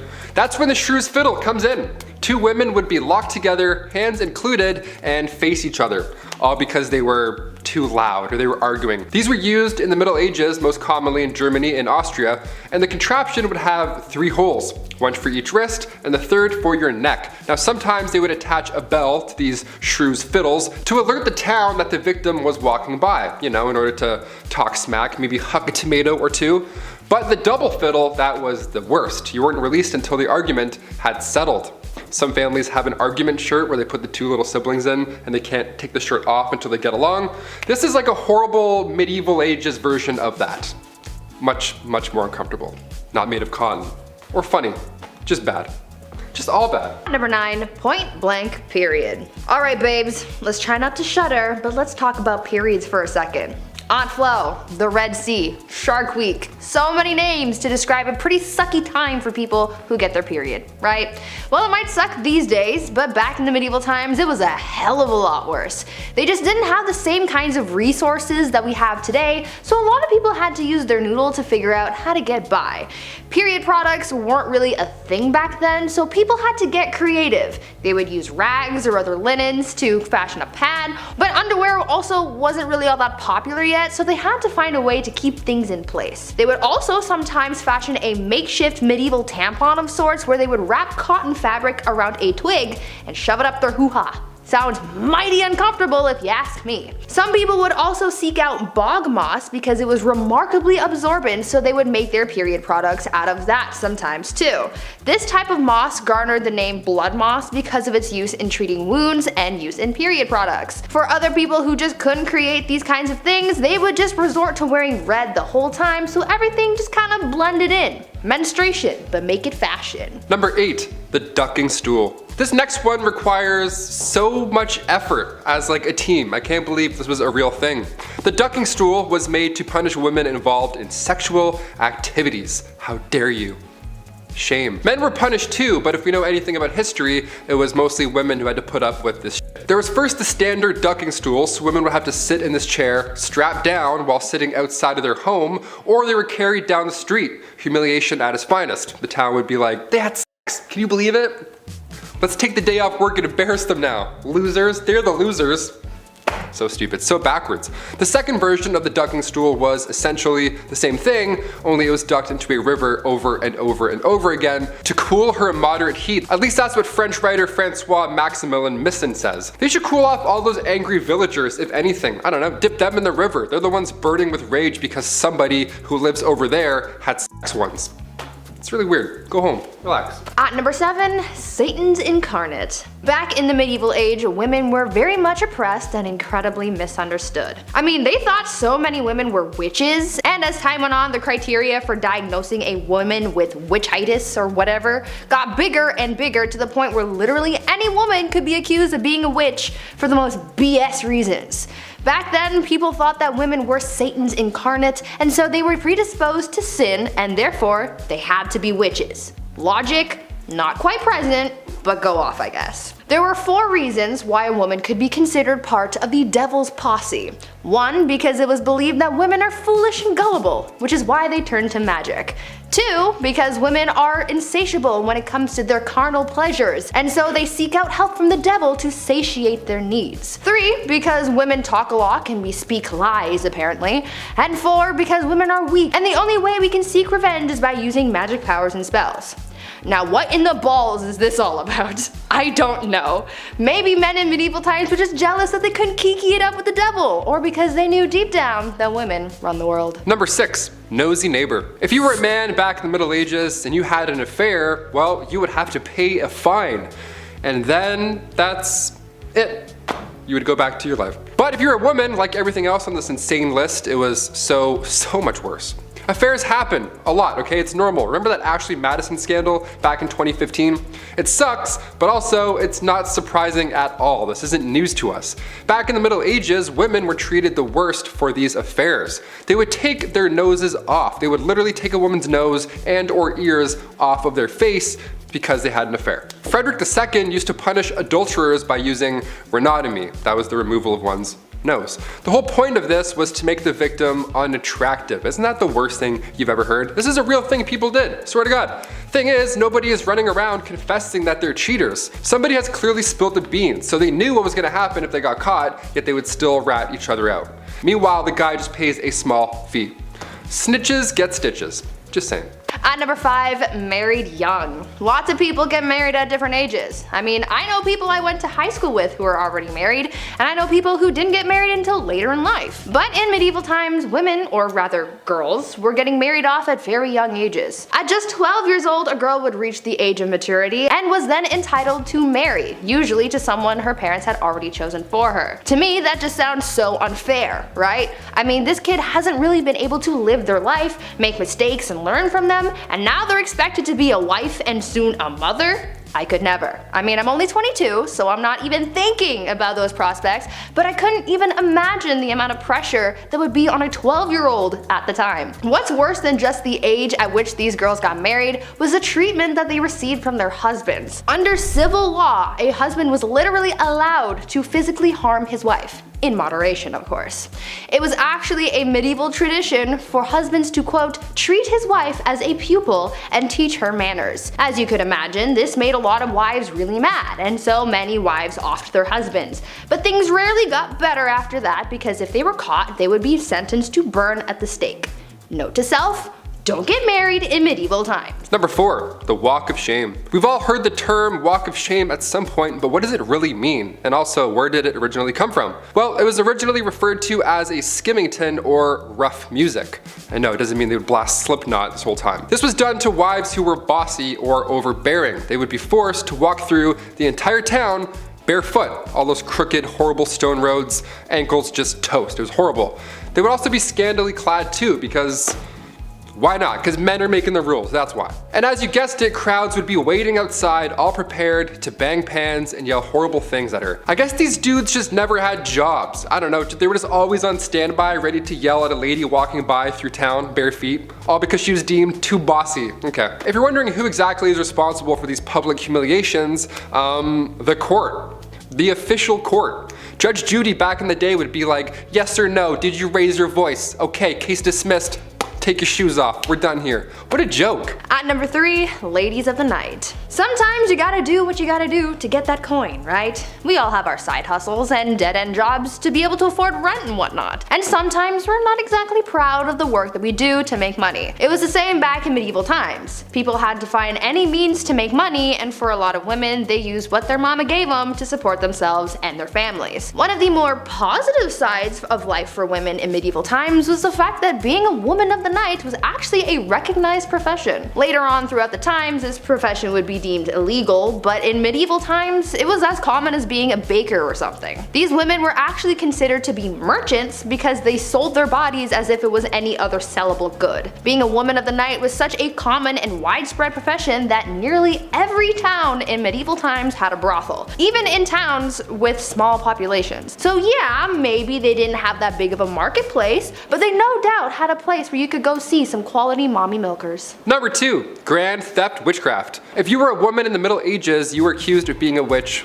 pretty often. They thought women communicated with the devil, like Bree mentioned earlier, just because some townsfolk with 3 teeth said so. Great, thanks Abe. Good job, good report. The punishment for practicing witchcraft wasn't a heavy fine like guys who cheated, but they would be burnt at the stake. This was popular in Scotland along with drowning. Those are the 2 big ones. Remember earlier how I said women would sometimes be dipped into a river or a pond? Well, they would also sometimes just be left there. It's called witch dipping, and depending on if she floated or sank, that's, you know, witch or not. The dumbest thing I ever heard. If you were charged with treason or witchcraft, that was the ideal punishment, because it surely beats burning to death in front of an entire village. This all got out of control come the start of the 17th century with the Salem witch trials. That's when people were like, you know what, I think this is wrong. I think we should stop, let's put this torch out, I think we're good. That's when 19 people were executed for being witches. God forbid you knew how to do bedmas in the Middle Ages. Also, that's a lot of coordination to get that many townsfolk together and be like, okay, you need this, how many people are standing here? Almost like you would use basic math to figure that out. You're a witch too. Spoiler alert, we're all witches, because we know things. I don't know, I hate this. And finally at number 1, crimes of the heart. For some unknown reason, people were really out here in these streets in medieval times trying to accuse women of everything. Witchcraft was a common accusation, but the other common crime that women were often accused of was adultery.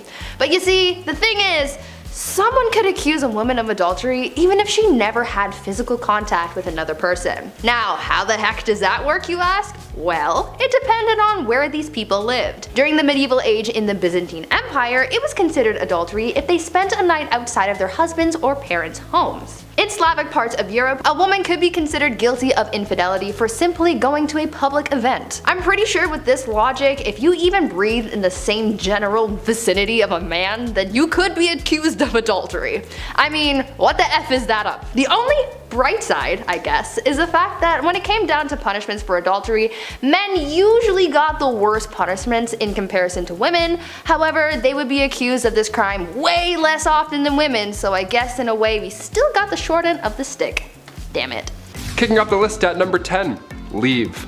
One of the first things you'd want to do if you magically were able to travel back to the Middle Ages is come right back. Yeah, it's not knights in shining armor and drinking unlimited IPAs in a heated cot. It was the Dark Ages. It sucked. More often than not, if you lived through the Middle Ages, you never left your village. Because where would you go? The world is also dark and dangerous. Nothing's built yet. You can't warm up in a coffee shop until your Uber arrives, right? Most travelers just slept outside or under some bushes. Records from that time show that the average person didn't travel in their entire life. The rest of this list should also explain why. Number 9, forget a watch.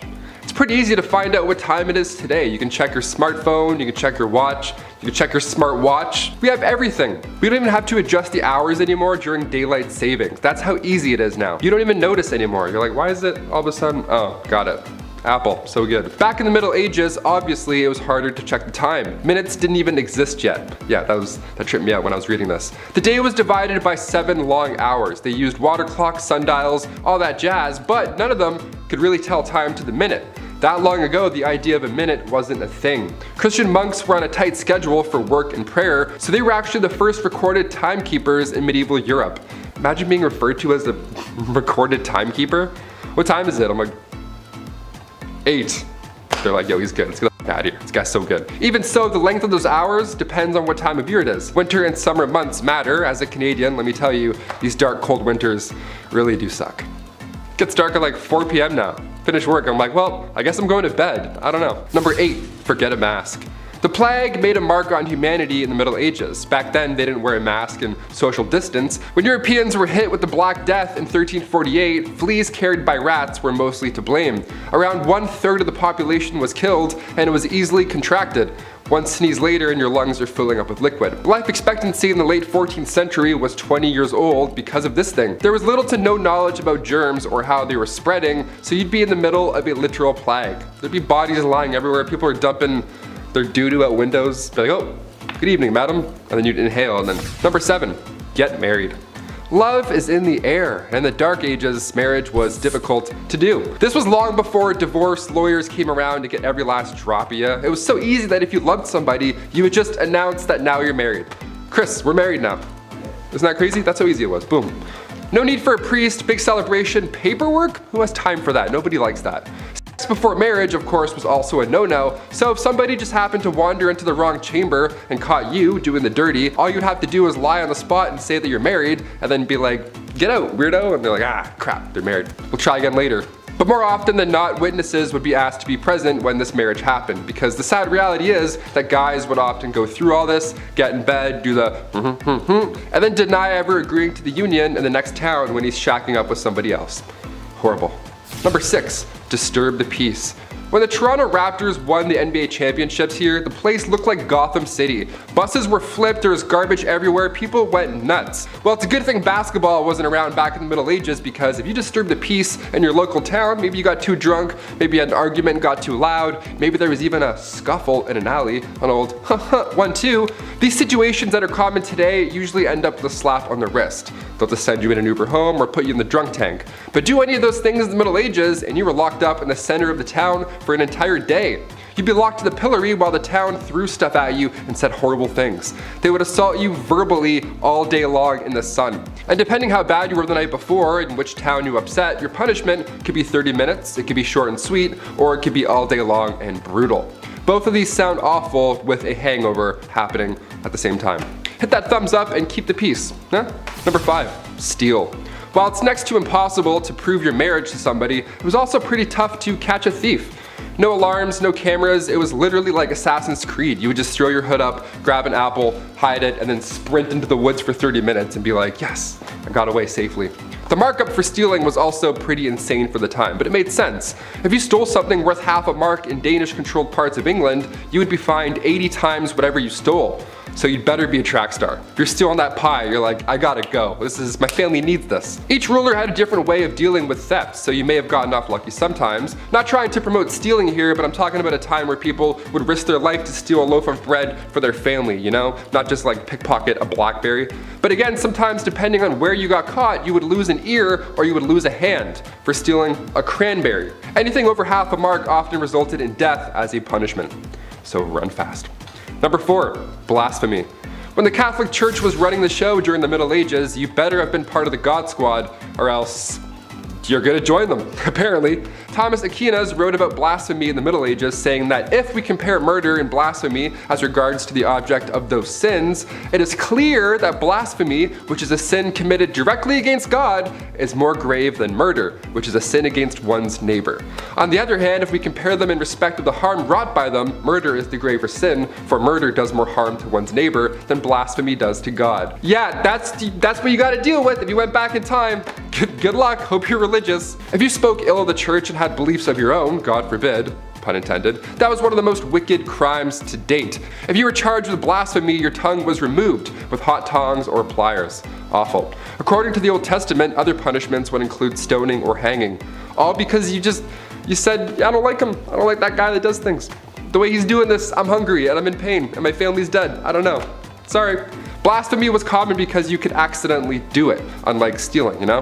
On my way to the studio today, I slipped on some ice, and let me tell you, if I was in the Middle Ages, I would have been charged twice before 9 a.m. Number 3, live in the city. Okay, you may grow up wanting to live in the big city, the Big Apple, the city that never sleeps. Whatever pulls you to the city, it would have been a lot different back then. Living in the city sucked. It was actually preferred to live in the countryside in the middle of nowhere. Like starving was better than this, really. If you were poor in the city, you had a short and nasty life. Cities were often built near rivers, but it didn't take long for said rivers to be full of sewage. Stinky water. I mentioned the plague earlier. Just like today, numbers pop in large cities, so if disease hit the town pretty hard. Just constantly wiping out these packed crowds over and over. And maybe you're a fan of the nightlife. Maybe you wish you were able to hit up these local medieval taverns, have a ye old IPA, ale, whatever the hell. It wasn't even that fun. Curfews were strict, and if you were caught outside of that curfew, the odds of your drunk self getting robbed would be pretty high. Also, cities had public bathhouses too, which sounds nice, but again, during the Black Death, maybe let's not take a dip today. Let's just wait. Let's just wait a week. Number 2, wear stripes. On Wednesdays, we wear pink, but we never wear stripes. Medieval Europe, if you were caught wearing stripes, maybe you're trying to make a fashion statement, you could literally end up dead. There isn't a gang of mimes that will silently take you out if you wear their colors. No, stripes in medieval Europe was seen as the devil's clothing. There are accounts of real people getting arrested for wearing stripes. That's it. Where and when this began, it's hard to pinpoint, but in 1310, in the French town of Rouen, a cobbler was sentenced to death because he decided to wear stripes that day. It was a big deal though. It wasn't a law that changed depending on what town you're in. It was bigger than that. In 1295, Pope Boniface VIII banned religious orders from wearing any type of striped clothing. So it wasn't like, oh, this town's cool, you can wear stripes here. It's like, no, you're the devil. Bye. And finally, number 1. Witchcraft. Whenever we think back to the Middle Ages, it's hard to forget that we once would accuse others of being a witch. It's like 5 plus 5, I think that's 10. We're like, how did you know that? You're a witch. You're definitely a witch. They would accuse animals of witchcraft, wizardry. No better sous chef than a golden retriever, just mixing up some potions. To be fair, Airbud played like 9 different sports, so I don't completely disagree on that thought. But cats? What's a cat doing with a cauldron? On the official list of victims from the Salem witch trials, 2 cats were accused as well as 2 dogs. If their pet was behaving strangely, it must mean that they're working with witches in the middle of the night. Nothing to do with the poison rye just all over the floor. It's for sure part-time witch. Villagers believed that witches traveled at night not by broom but by riding on the back of your furry friend. And it also wasn't just dogs or cats. They thought witches rode pigs, wolves, dogs, even turtles. Imagine a witch riding a turtle. I'd be like, I'm good, I'll beat you there. Even so, if you were convicted of being a witch, you had to confess. If you confessed to being a witch, your life was spared, and oddly enough, if you refused to confess, then you were executed. In the meantime though, being a witch and all, your head was being dunked in water, you were sleep deprived, these horrible torture methods were used until you were so broken that eventually you just admit to being a witch. You're like, fine, me and Airbud, we witch it up, happy, and then you're fine. If you were suspected of witchcraft, you also had to get naked in front of all these creeps while they looked for the devil's mark. The devil's mark being a birthmark, or a mole, or freckle, blemish on the skin, whatever. All signs of making deals with the devil, apparently.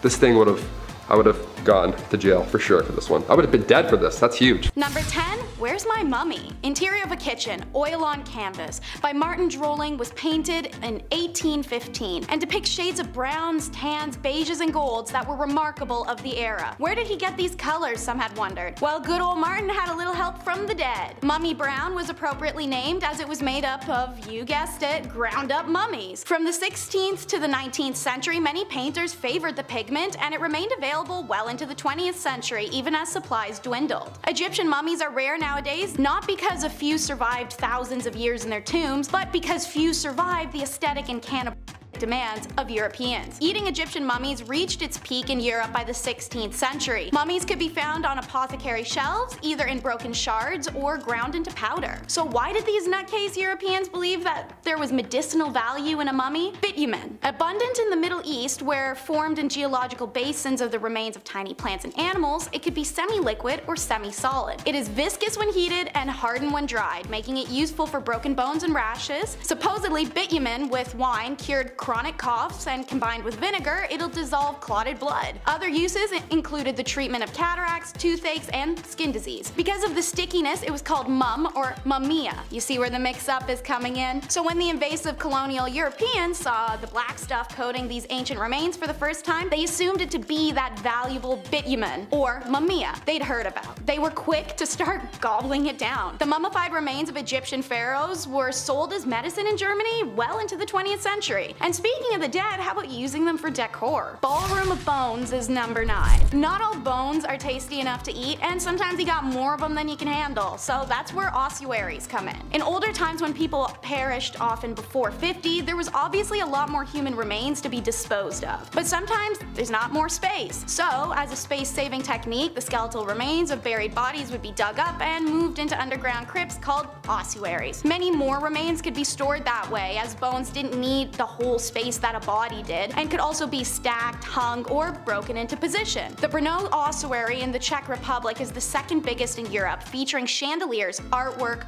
words, crosses, really anything that can be made up of bones. These structures and pieces can be incredibly elaborate. Hull State Charnel House features hundreds of hand-painted skulls, and the Sadlec Church ossuary even features a large crown made up of human remains hanging over the pew where they preach from. If you're goth, you may want to consider that for a marriage location. Let's get hot with Greek fire in at number 8. Greek fire, arguably the Jesus of the flame world for its ability to walk on water, baffles historians and scientists alike to this day. Invented in the Byzantine Empire in the 7th century, this fire was used to defend their empire from invaders. Countless documentation verifies to us today that the stories of this fire was very real, but because its formula was a state secret, nobody's quite sure what it was used to create this liquid. The substance could be thrown in pots or shot from tubes. It apparently caught fire spontaneously and could not be extinguished with water. It could burn on top of it. It was heated and pressurized, then delivered via a tube called a siphon at the Grecian enemies. What's truly fascinating about Greek fire is that armies who captured the liquid concoction were unable to recreate it for themselves. They also failed to recreate the machine that it was delivered from. To this day, nobody knows exactly what the ingredients went into this mixture. Dance the day, night, and your life away with number 7 in the countdown. The Kabik incident is one of the first few recorded instances of dancing plagues. Later, there are stories of unstoppable, sometimes fatal, dancing in the German town Erfurt in 1247. Shortly after, 200 people are said to have danced themselves all over a bridge of the Moselle River in Maastricht until it collapsed, drowning them all. The 1518 event was most thoroughly documented and probably the last of several such outbreaks in Europe, which took place largely between the 10th and the 16th centuries. A woman reportedly stepped into the street and began dancing, seemingly unable to stop, and she kept dancing until she she collapsed from exhaustion. After resting, she resumed the compulsive frenzied activity. The more she continued, the more others were afflicted, and within a week 30 others mimicked her strange behavior. Alarmed city officials thought maybe more or better dancing was the solution, so they gathered up the real pros and some music and arranged dancing halls to help the afflicted boogie this out. Instead, the opposite happened,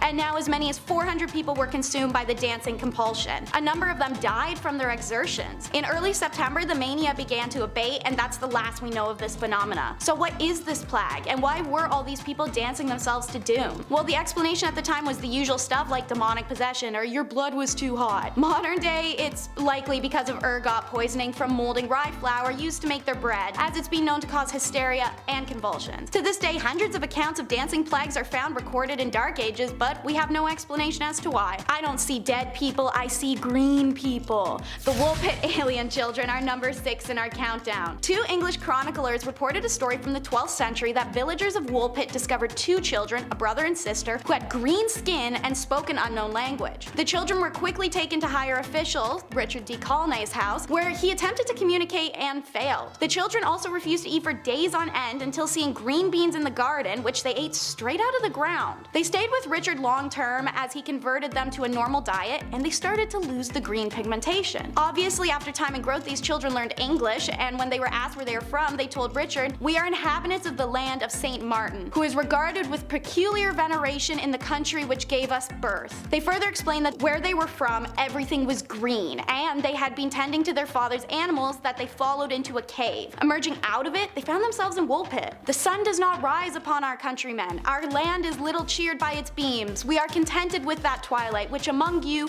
precedes the sunrise or follows the sunset. Moreover, a certain luminous country is seen not far distant from ours and divided by a very but considerable river." Shortly after this description of a non-existent land, Richard took the children to be baptized in a local church. However, the boy died very shortly after from an unknown illness. The girl known as Agnes grew into adulthood and married. She remained private and spoke little to many. And so, the secret of their original homeland died with her. Children's Crusade is number 5. Joining Where the Wild Things Are and Labyrinth for most bratty and annoying kids is a boy in some stories named Stephen, who claimed to have been given a divine message from God to go forth and conquer the world. He was 12. Anyways, Stephen approached many royals looking for resources only to be turned away. He even asked for the support of King Philip of France, who very rationally told the kid to go back home before bedtime. This was directly after the Holy Land Crusades, so it was mainly due to the fact that they believed he wanted to live out a hero legacy like his idols because he was 12. Like prepubescent boys, Stephen wasn't going to drop it when told no. He instead started preaching and recruited a band of faithful children to lead them into the Holy Land. One day, having found someone to supply his large gaggle of children, reportedly over 1,000, with a boat, Stephen loaded everyone up unarmed and unprepared and took to the seas. They were never seen again. It's believed Stephen's ship sank, or the children were stolen by the ship crew and brought to Egypt for other unfortunate purposes. No matter what happened, the preachings of Stephen led to what's believed somewhat between 1,000 and 10,000 children to their demise.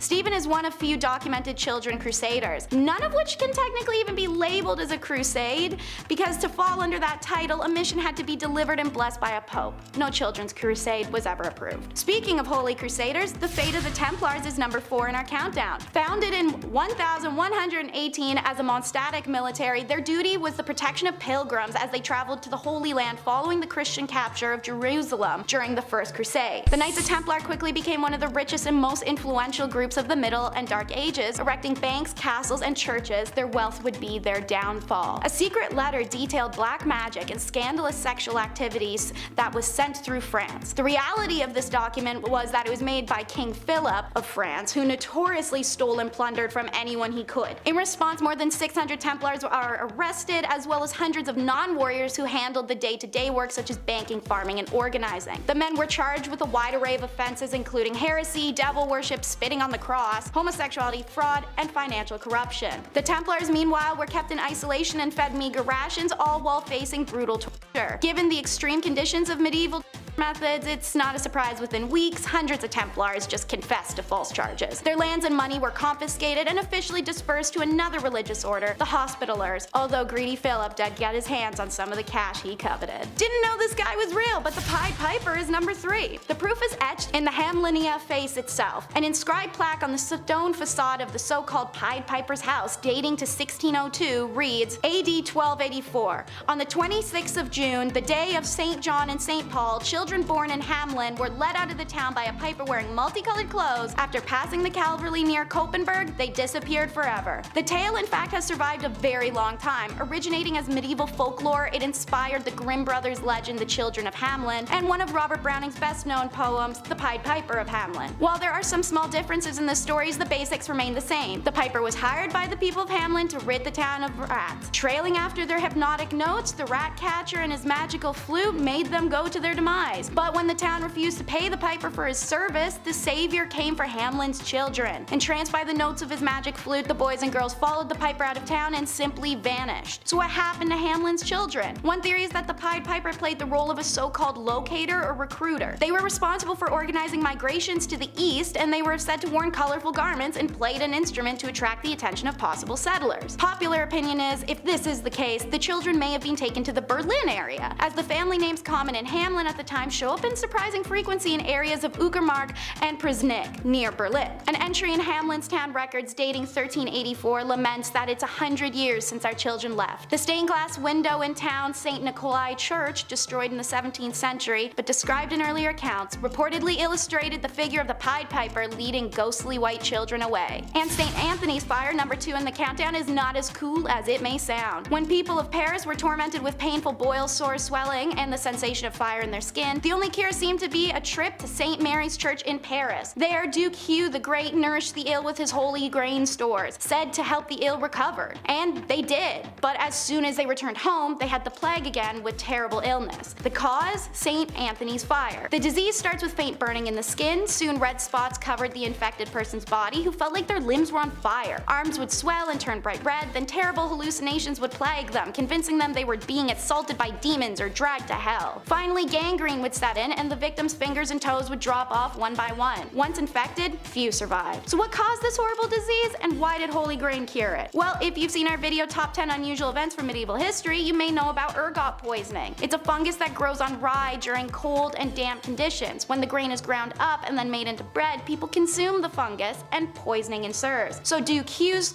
stores of holy grain were better maintained because of his status, and they weren't contaminated with ergot. When people ate his grains, their ergotism went away, but as soon as they returned home and they consumed their contaminated grains, they were poisoned again. Ergot would remain undiscovered still for years to come, and many forms of ergot poisoning would manifest in this time. Number 1 takes the video title seriously though, the Dark Age. It's said the 9th plague of Egypt was complete darkness that lasted for 3 days. Well, this may not be entirely wrong, with the exception of it actually being 18 months. In 536 AD, it said a huge portion of our world went under a dark, mysterious fog that fell on Europe, the Middle East, and parts of Asia. The fog blocked the sun during the day, causing temperatures to drop, crops to fail, and people to die. As a result, countless documents were found in this country of mysterious darkness. However, they weren't taken seriously until the 1990s, when researchers in Ireland noticed the rings on the inside of trees indicated some funny business around 536. Summers in Europe and Asia became 35 Fahrenheit to 37 Fahrenheit colder. China even reporting summer snow. They realized that the ancient witnesses were really actually onto something. They weren't being hysterical or imagining the end of the world. Now researchers also discovered what may be the main source of the darkness. A volcanic eruption in Iceland in early 536 helped spread ash across the northern hemisphere, creating a fog and altering the global climate patterns, causing years of famine. With this realization, accounts of 536 become real horrifying real fast. I mean, put it in perspective. One day the world is plunged into darkness, and then the sun just never rises again. In primitive times especially, this seemed to have a traumatic effect. We marvel to see no shadows of our body at noon, wrote Cassiodorus, a Roman politician. He also wrote that the sun had a bluish color and the moon had lost its luster, and the seasons seemed to become jumbled together. So, in at number 10, we have witch marking. I'm trying to avoid some things we've already covered covered in similar videos, so while we've discussed witches, let's talk about witch marks. So during the English and Scottish witch hunt days, there was a belief that witches always had a natural skin mark. This could be a mole or a scar or a pock mark or even a really bad zit. So when they came across a woman whom they thought were a witch, but she didn't have any of those markers, that was the end of it, right? She isn't a witch? Well, no, they gave her a skin mark instead, specifically by using a pricking needle which the witch hunters would carry. These needles repeatedly pricked the flesh of the accused until it produced the result that wouldn't bleed but was insensitive to pain, which fulfilled the criteria of a witch's mark. It's a subtle punishment for something that they were yet to be accused of, because by giving them the mark, they could now accuse them. These witch hunt days were a whole mess. Number 9 is marking your territory. Not in a cool, sexy, I got a tattoo way, more in a Scarlet Letter kind of way. As you'll learn in this video, a woman who cheated or even was single and just engaged in intercourse of her own free will could be classified as a sinful adulterer and cheater and be punished, usually a lot worse than a man. So when Nathaniel Hawthorne wrote The Scarlet Letter, he took inspiration from real life events. The letter, which for the character Hester Prynne was just a red A, was usually the letters AD, which stands for adultery, as outlined by the Plymouth Colony Law in 1658. Multiple accounts across Europe verify that someone who was being marked was to be seen out in public without it, could be subject to public whipping and other public humiliations that ensured a person's social alienation. Like in The Scarlet Letter, when Puritan minister Arthur refuses to admit his sinful side of the act with Hester, he's branded with an A in his chest. In a man's case, while this was of course painful, it was allowed to be hidden. He also didn't have to face the societal consequences the way any woman would have. For number 8, we travel to discuss status degradation. While it still persists today, not everyone knows what it means. So essentially, you do something wrong, oopsies, you lose some of your basic human rights. You could steal something, have relations out of wedlock, cheat on your partner, miss some work. Every empire that has used this tactic has had a variety of ways that you could mess up and receive this punishment. Naturally, in times where a woman was property and couldn't buy things, own things, or do things, or breathe without having a man side-eye her for it, this was a monumental punishment to receive. Under the Roman Empire Augustus, who reigned from 27 BCE to 14 CE, a woman guilty of adultery could lose several rights as a citizen and suffer a financial burden. Noblewomen in the Kingdom of Korea during the Joseon Dynasty faced a similar degradation of their societal status if they were found guilty of remarrying as a widow. This intentionally made it hard for Korean women to remarry, as they would have nothing to offer a new husband, no inherited lands or funds, and a societal belief deemed her as used goods. Even the descendants of widows at the time who had remarried faced status degradation. They were barred from ever holding office. Adulteresses in the Joseon were stripped of many of their rights and privileges once they were demoted to low-born statuses. As serious as these punishments may seem, some high-status women who committed adultery in the Joseon dynasty faced an even graver punishment, which was death. So why take someone's status from them as a criminal punishment? Well, because aside from the fact as a woman you'd essentially be left jobless, homeless, and without any family, it's because of a cheater's fama. Number 7. While fama is a Latin term for reputation and good name, every country had its own version of this fama. And if you cheated, or were even just accused of cheating in 13th century France, which by the way happened a lot because husbands just want to get rid of their wives, the woman was always the center of the punishment, even if that was the man who had been cheating. This is because the status is all a woman ever had for a very long time, and the name of her family's reputation laid on her shoulders. Thus, all that pressure to be religious, virtuous, and most importantly, a submissive woman. The customary laws of Agan province list public humiliation for both the wife and her lover as the appropriate punishment for adultery. If the man could escape before or even after arrest, he could get off without any punishment, and his partner had to face her punishment alone. The woman got no such reprieve, even if she was just the mistress he cheated on his own wife with. In fact, if she tried to escape arrest, it warranted a death sentence. Women whose fama suffered through public shaming, walk of atonement, were no longer deemed honorable members of society, and seeing as standing of individuals before law at the time was often based on their reputations, what others thought of them, and how they behaved in public, she'd be left, as I said, homeless, familyless, and dejected. For my Game of Thrones people, think Cersei. Number 6 is no protection. Get your mind out of the gutter. That's not what I'm talking about. I mean, there's no protection from capital punishment. While civil laws were easier to work around by just getting married alone, you can borrow money or property, you can buy things that you couldn't before in and sign contracts, the criminal law didn't bend to a married woman, as she faced the same penalties as an unmarried one. Now, there are technically one exception: pregnancy, but only because it could potentially be a boy, which is insane. Additionally, all women were exempt from certain torts, such as the breaking wheel. But man, when a woman got capital punishment, it was the one and only form, and it was the most brutal and painful one: burning at the stake. By the way, they claim this was the only and the necessary option of execution for a woman, as it's a preservation of female modesty. Apparently, other forms of execution were unbecoming of a woman. Although there may be some truth to this wild justification, modern historians have rounded it down to just misogyny, as well as a deep-rooted suspicion and dislike of women as the root of this execution decision. Essentially, when given the opportunity to punish a woman, men went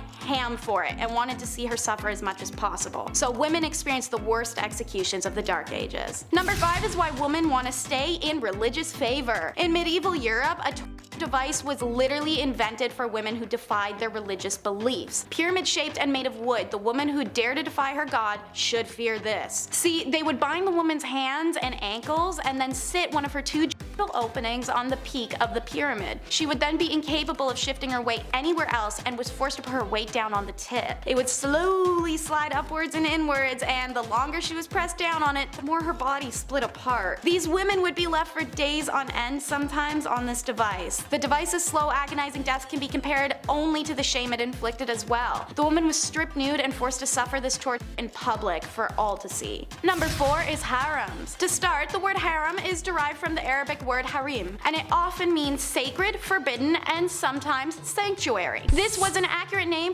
as only women's household members and some related male members were allowed to enter a harem, which was an honored women's space. The harem was the ultimate symbol of a sultan's power. His ownership of women, mostly slaves, was a sign of wealth, power, and sexual prowess. The seclusion from public gaze also inflated this power more so. But a royal harem could be a place of filth and stink where chaos and emotions ran high. This was the price of being property. Used by the emperors and his sons, you could either be favored or so hated that one day you vanish and rumors of your exile whirl amongst your peers. These ladies usually did not have the liberty to move out of the harem as they liked, but inside the harem they could move around as they pleased. There was no sisterhood in them either. Socializing amongst themselves was usually not friendly, and jealousies were shown directly. Makes sense, as status and position of authority in the harem were determined by the place that they had in the emperor's favor, and to give the king his first male child was a great competition in this regard, resulted in unpleasantness through the royal harem. Everyone tried their best to please the emperor and turned her bad qualities like jealousy, aggression, or short-tempered attitude onto other women. Seeing as many of these women were stolen from outside the empire, let alone inside, frustration with language barrier and culture clash was also a huge source of contempt. Sometimes the women would lie to the sultan to have others disposed of, or they'd simply gang up on one another. Regardless, harems were places of drama, inequality, and a race to be favored as a ticket out of sexual servitude. Hidden sexuality is number 3. There were plenty of mainstream laws in medieval and middle Europe against male homosexuality, and while it wasn't considered as serious, lesbianism still posed a threat to the ideals of a male-centric societal order. A law written in 1260 France stated that women caught engaging in homosexuality shall undergo mutilation on her first and second offense, and on her third she must be burned. This is one of the only laws to specify consequences for lesbianism, but the 13th century and Christian perspective of sex radicalized further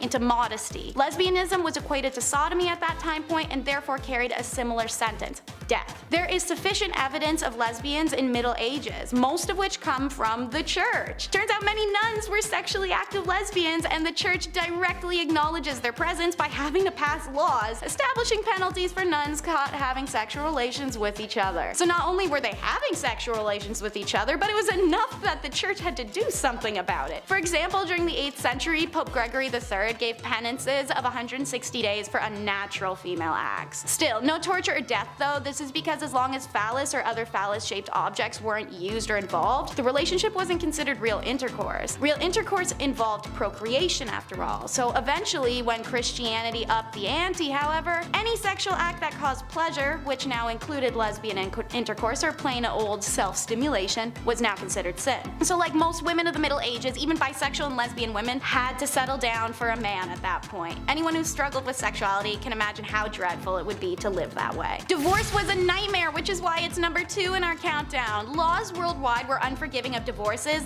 literally always to the woman. In Chinese laws, a woman could only divorce her husband if he mistreated her family, not even her. He, on the other hand, could divorce her for anything. Some accepted grounds for divorce were failure to bear a son, evidence of being unfaithful, lack piety to the husband's parents, theft, suffering a virulent or infectious disease, jealousy, and talking too much.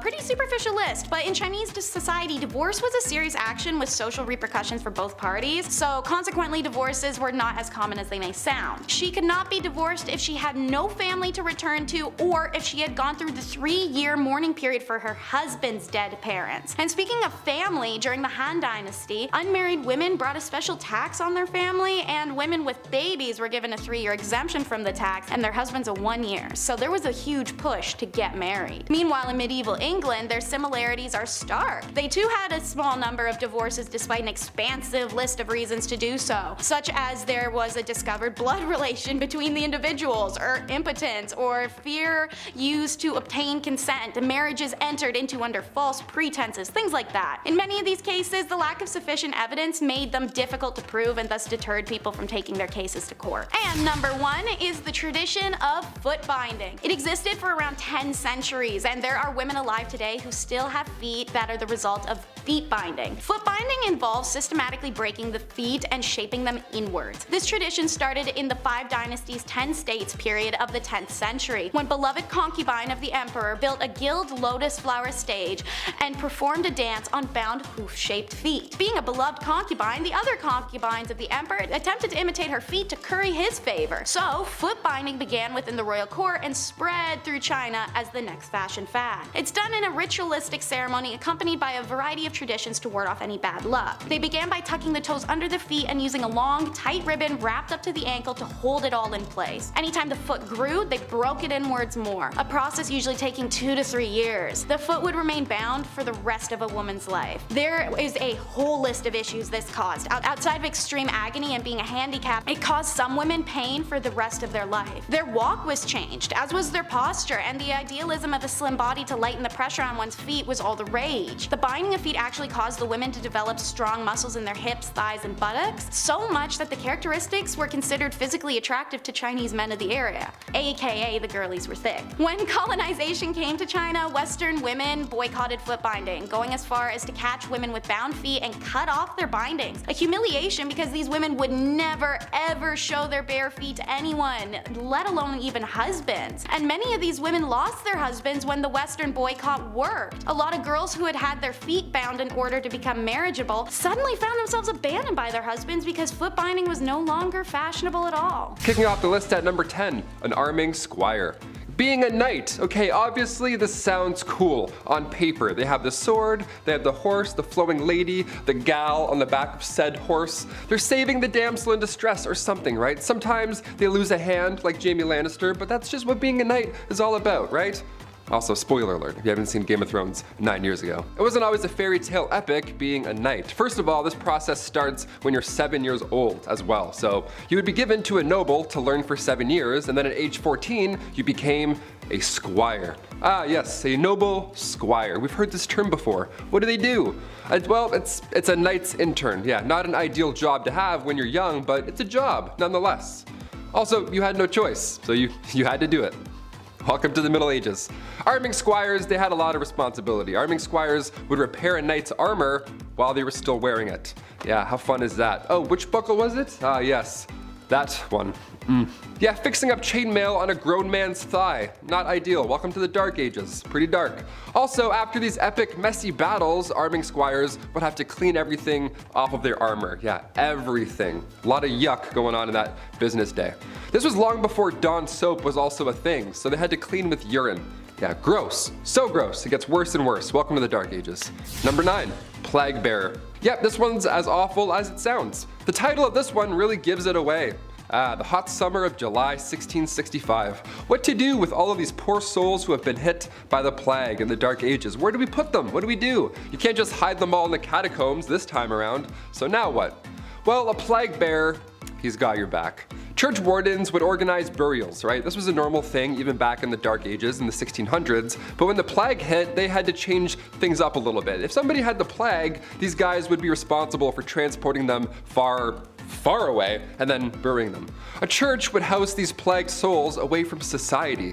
How grim is that? But it's probably a great call, all things considered. Poor guy. Number 8, a knight. When we think of the knights in, the Dark Ages and stuff, we often forget about the silly royal duties that one had to attend to. Yeah, you thought jury duty sucked. Oh boy. Beastly justice. You ever heard of this? If not, buckle in. Beastly justice was when animals had to go to court. Yeah, they were put on trial as well as humans. It's wild to look back at a knight and all the things they had to do for their kings and queens, but the fact they also had to wake up early and attend court like a noble, royal court where a wild animal was now taking the stand. What a joke. I'd be like, really? Do I have to be here? I woke up at 4:30. What's going on? Yeah, this would happen after an animal runs through town. It would attack people, being confused and being an animal and all, but the townsfolk would actually believe that the devil was somehow involved in this whole ordeal. These animals worked for Big Red himself, right? How weird is that? In 1457, villagers in France had to deal with 6 pigs who ran wild and attacked locals. They did a lot of damage apparently, but instead of just, setting the animals free or putting them down or whatever, they just took them to court. A real court, a real trial. There was a judge, a couple prosecutors, 8 witnesses, a defense attorney for the pigs, which I gotta say that we gotta do a list on that. That's a terrible job. That's one of the worst jobs ever, I lightly introduced here. These pigs were then hung from a gallows tree. It was so horrible. The Dark Ages. Dark, right? A knight had to formally hang pigs after a trial was concluded. Yeah, being a knight sucked. Number 7, leech collector.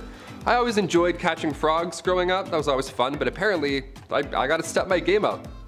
This is weak. A leech collector is, well, exactly what you think. Back when medicine was pretty much non-existent, sickness was just wafting throughout these old towns, just moving through towns. Like the G from the Goosebumps logo, just haunting towns, moving through. Scariest intro ever, eh? So the solution back in the day was the classic, oh, if you feel sick, maybe try bleeding for a bit, see if that helps. Yeah, they would use horses' legs to lure out these leeches, but most of the time these leech collectors would have to get in and get dirty and just grab them themselves. They would have to swim around and touch as many things as possible. They would make contact with as many leeches as possible. How gross is that? That was the best way to collect them, really. I would have fainted so often, that is horrible. The loss of blood here was obviously so intense, so it was a, horrible job to have. And on top of that, you gotta look out for the same reason they need leeches in the first place. Disease. Yeah, that's still out there. Leech collectors were so common throughout the 18th century that leeches basically were extinct at that point. We almost lost leeches. So close. Number 6, jesters. The earliest accounts of the fool go back to the 11th century, so pretty OG. These fools were hired to liven up the party, dance and be silly, wear pajamas. Most of you have an image of a jester in your head, jumping around on tables, telling jokes.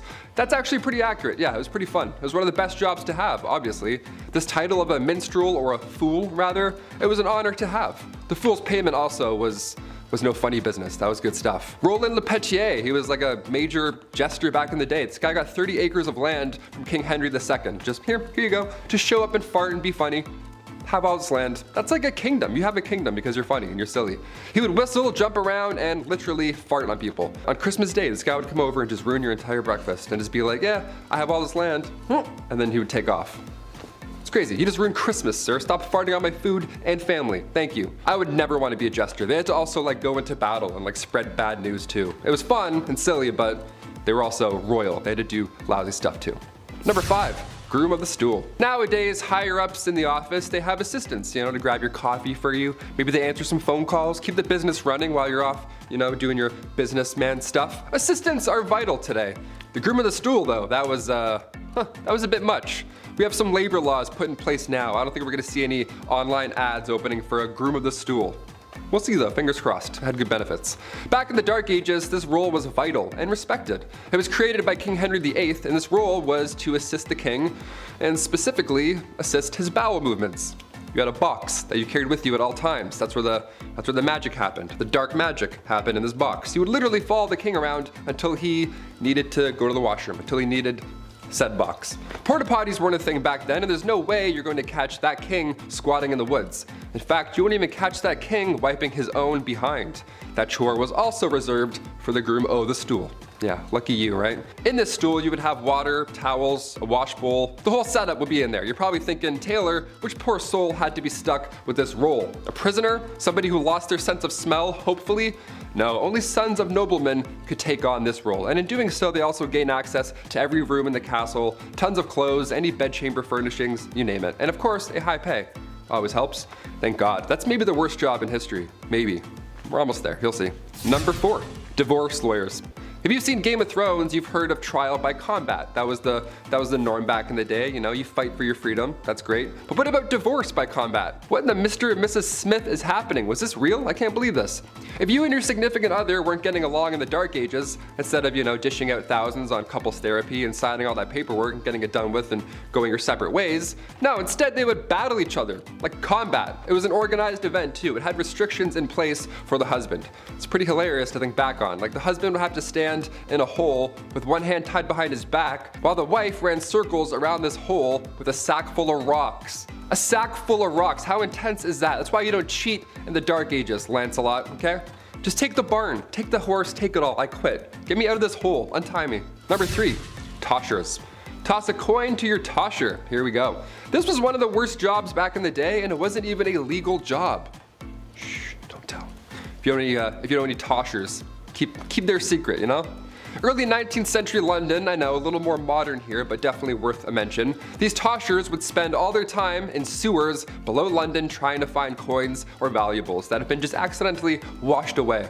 Yeah, they would just search for scrap metals, anything really that nobody else wants to go down and claim, or reclaim rather.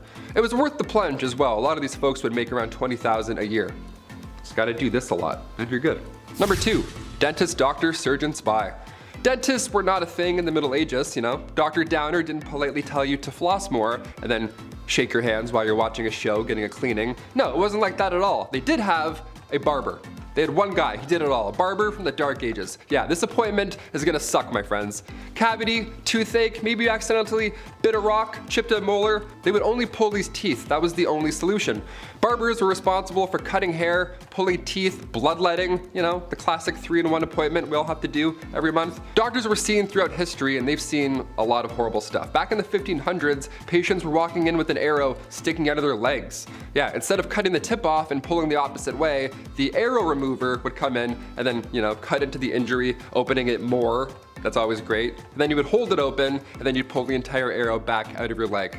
Yeah, what a fun job. Or chest. Wherever the arrow went, you had to figure that out. This poor soul. And finally, number 1, the rat catcher. Another Game of Thrones classic. If you're a rat person, I know there's a lot of people who do like rats, like rat tricks, and they have like cool rat friends. That's awesome. I'm not one of those people. I'm not bashing you, but I am bashing this job. This would suck. First of all, rats as a medieval punishment was horrible. Where do I even begin with this one? This was one of the worst punishments for the rats as well. This is a 2-for-1 when it comes to pain. A rat trap involved a man being tied down to something, and then a metal enclosure would be strapped to his abdomen or chest. And then inside this enclosure, they were rats, and they were also like tucked away. And then historically, they would heat the metal enclosure, and the rats would panic and try and get out, and they would chew through the softest part, which in this case was your chest or abdomen. It was horrible. It was an absolute nightmare. But these rats had to come from somewhere, or rather, someone. As the name hints towards, rat catchers are one of the worst jobs you can have in, or rather out of a castle. It's an important role, just like being a fool or a literal walking, talking toilet. There needs to be a chasseur de rats. Back in those times, rats and mice were the leading source of spreading disease, and with these castles being big and dark, there were probably a lot of them hiding. Black rats were a common household problem, so we need to get those out. So in comes the well-respected rat catcher. These guys would sometimes try and use spells to get rid of the rats. Wasn't always helpful, wouldn't work. More often than not, didn't work. So poison powders were the next main trick here.